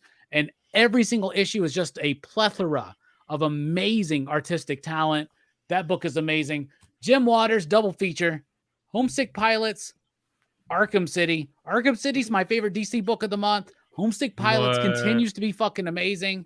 I love that shit. I dropped it. You know I love Eric Larson. I'm really liking this Ant book. I know a lot of people were talking shit about it, but I'm really liking this fucking Ant book. Okay, so whatever. you like that John Leguizamo book too? No, I don't like. I'm not liking that one. But this is a different style because I just read the first 3 issue miniseries of Savage Dragon, which is a way different thing than this. I'm not comparing those two, okay? But I like this lighter line that Eric Larson is working with here, because I looked at the newest issue of Savage Dragon, and he does use a heavier inking line on that. I just like that this is a dude who's still just sitting down at his drawing board, writing and drawing and creating comics ever since Image started. For 30 years, Eric Larson's been doing the same shit, except for that small time he was the publisher, but whatever. And Ben Reilly, Spider-Man. This is exactly what Joe was talking about when he said he likes these old school stories, but sometimes they put the new school art on it. Yeah. So that's what they're doing here, but I'm still liking it. J.M. DeMatteis, guess what? He can still write a really good fucking Spider-Man story. So I'm pretty sure he could write a really good Supergirl story, or a really good Superman story, or a really good Batman story, or a really good fucking Blue Beetle story, or really good... I'd love to see JM do a fucking Night Thrasher story. Let's see that shit. What's Mark Bagley doing? Anyway, so that's my... but my #1 pickup of the week, or the month, was this Mr. T and the T-Force #1 with a Neil Adams fucking cover of Mr. T. So there you go. That's excellent. That's what I got. So that was the show. Thank you so much, everybody, for joining us. This was another fantastic stream. Thank you out there in the chat for checking us out, letting us know your opinions. We pay attention to the chat, even though we get wrapped up in each other's conversation because somebody just mentions Tom King, and you just can't. Just gotta go. You gotta go. Yeah. There are links to everybody's shit down in the comments or in the description below. But real quick, final thoughts. What's coming up, Nick? Comic Culture. Man, yeah, thank you. So, basically on Friday nights, I do what you kind of saw now. I do a show called Nick at Night. It's a weekly comic book review show where I go over all the books I read that current week. This Sunday, I'll probably go live around 9 a.m. Central Time to go over the books coming out next month. So it's just kind of a chill early morning kind of a thing on Sunday morning, where we just kind of look at what March is going to bring us. And then I also have a unboxing. They're kind of rare for my channel, but I do have some books I put in from CGC that just got back. Hell, I sent them back in like in the summer, and they just finally got around. So I'll have an unboxing coming out next Sunday. But yeah, weekly polls, comic book review shows, new tips for new collectors. Check out the playlists on my channel. I really appreciate it. It's always a pleasure, man, coming on here. So thank you so much. And man, what a great night. Thank you. Oh, man, you're one of my favorite dudes to talk about comics with, man. So thank you so much for being here. Bearded Comic Bro, thank you so much for joining us. You did fantastic. I'm excited to have you back soon. Yeah. Anytime. What do you got? What's your channel? What's coming up? What you know, man? Yeah, I mean, if you guys don't follow me, feel free. Bearded Comic Bro. Except for tomorrow because I'm off. But typically, I do a Friday night show with Fire Guy Ryan and Comics Will Break Your Heart, just like this, talking about our favorite comic books of the week. Great show. I also drop edited videos most every Friday night of a game show I play, Name That Character, with my wife. Every Mondays, I do drop creator interviews, Kickstarters, Marvel, DC, Image, anybody. Wednesdays are always a kind of hodgepodge on my show. We just did a best books of AWA with Fire Guy Ryan. I dropped it last night. We're gonna have another episode of Mrs. Bearded Reads a Comic, which is a series that we've been doing where she doesn't read comic books and we just pick comic books that people think she should read and we give them to her and she just trashes it basically. That's a fun one. And you know, we do cooking shows. We just basically do everything that does not help you grow in your knowledge of comic books. We just have fun and goof off, and that's what my show is. It's like this show tonight. So we appreciate that. No, thank you, man. Everybody check out Bearded Comic Bro if you haven't already. Like I said, links to all of these fellows' channels in the description down below. Jim, man, thank you again, my homie. What you got coming up, man? Thanks for having me. I don't know, man. I'm just kind of going with the flow right now. You're just feeling the vibe, Jim. I'm just chilling, man. I love it. I'm pretty sure you do a weekly comic review every Wednesday morning. That's the thing I know for sure. I do a weekly comic review every Wednesday. Every Sunday we do a live stream. And then the other days is usually a statue review or an omnibus haul, or maybe I'll review an omnibus, or maybe I won't do anything and I just won't be there. I just want to tell everybody how much I love the new Jim Mint. Like, you're my favorite version of Jim Mint, man. I love this version. I cannot wait to kick it with you now, man. 100%. I used to be like, man. I'm excited to meet Jim, but I really want to kick it with Fee.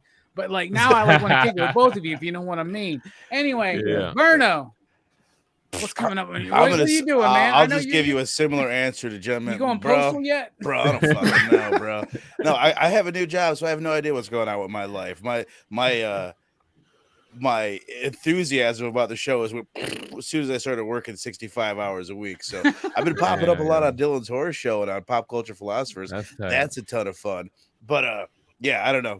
Come check it out. Hopefully I'll be getting guests on and we'll be talking about comics. That's the one thing I'm going to keep trying to do at least once every couple weeks. So go check it out. Worked out. Eventually I'm going to quit that job probably, and I'll be making more consistent content. I need you breaking down X-Men. I need you breaking down X-Men for me.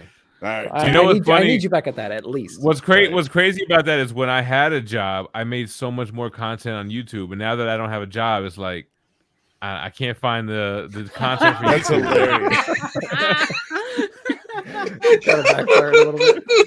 I don't know how people do it. You sound like my dad. He's like, I'm more busy now that I'm retired, and I don't have Yo, for real. That's real shit, man. That's real.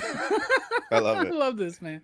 All right, man. I can't even imagine. I like to think that if I didn't have my day job, that I would like produce more content. You but think like maybe I wouldn't. Yeah, you're right. Like I'd get involved because Nick's gonna get us in some shit.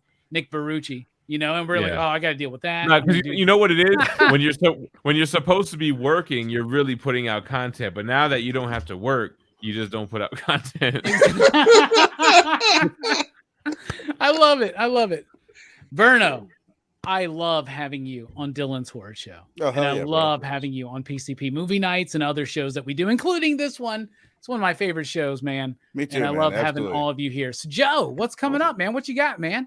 Well, I'm on the PCP Movie Night on Monday, so that's gonna be fun. I show up a lot on like Comics by Perch. Even got you a little bit right there. Look at that. Oh, Yeah. that's awesome. Yeah. I forgot John Cryer was in Superman 4. Oh my God. Right. And so I was rewatching that the other day and I was like, oh my God, this is insane. but no, so yeah, I show up a lot on Comics by Perch. I do a lot of the interviews with them, live streams. There might be a live stream tomorrow. It's 50-50. Who the hell knows? But so.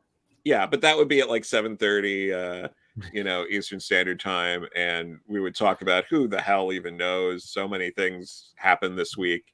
Like the Valiant news with the new, putting new people on Exo Manowar, all that stuff, and that's just like Monday. But I also write and edit comics. You can find Beckstar at Mad Cave. You can read the first issue of She Said Destroy over at Vault's website for free. Oh, thank you. It's very good. But yeah, the trade's available of that. I got a bunch of new stuff that's in the can or coming out. One thing is completed, and I know when they're going to announce it. Like, I know when it's supposed to come out, but they haven't announced it yet, so I got to wait on that. I'm like 4 scripts into another thing that should be announced later this year. I do a lot of freelance editing as well, so yeah. Hell yeah. Nice. Very excited for your next announcement. Let's just very excited for that. Over here, like Joe said, we got PCP movie night coming up on Monday night. We're talking about Superman 1, 2, 3, and 4, the Christopher Reeve films. I got shit at work. People are like, why aren't you doing Superman Returns? And I was like, because that deserves its own PCP movie night. Okay. But anyway, join me and Joe, along with the rest of the crew of Misfits, Enigmas, and Conundrums. That's going to be Monday night. But before we get into that, join us Saturday for The Gate over at Dylan's Horror Show. I had so much fun revisiting this film. It's structurally a mess, but it's the best episode of Goosebumps I've ever seen. I'm really excited for that. So, that's what we do here at PCP. All that jazz and more. Rockin Robbie Live. Thank you all so much for being with us while we're dipping out, man. And I just got to say, pop, pop, boom.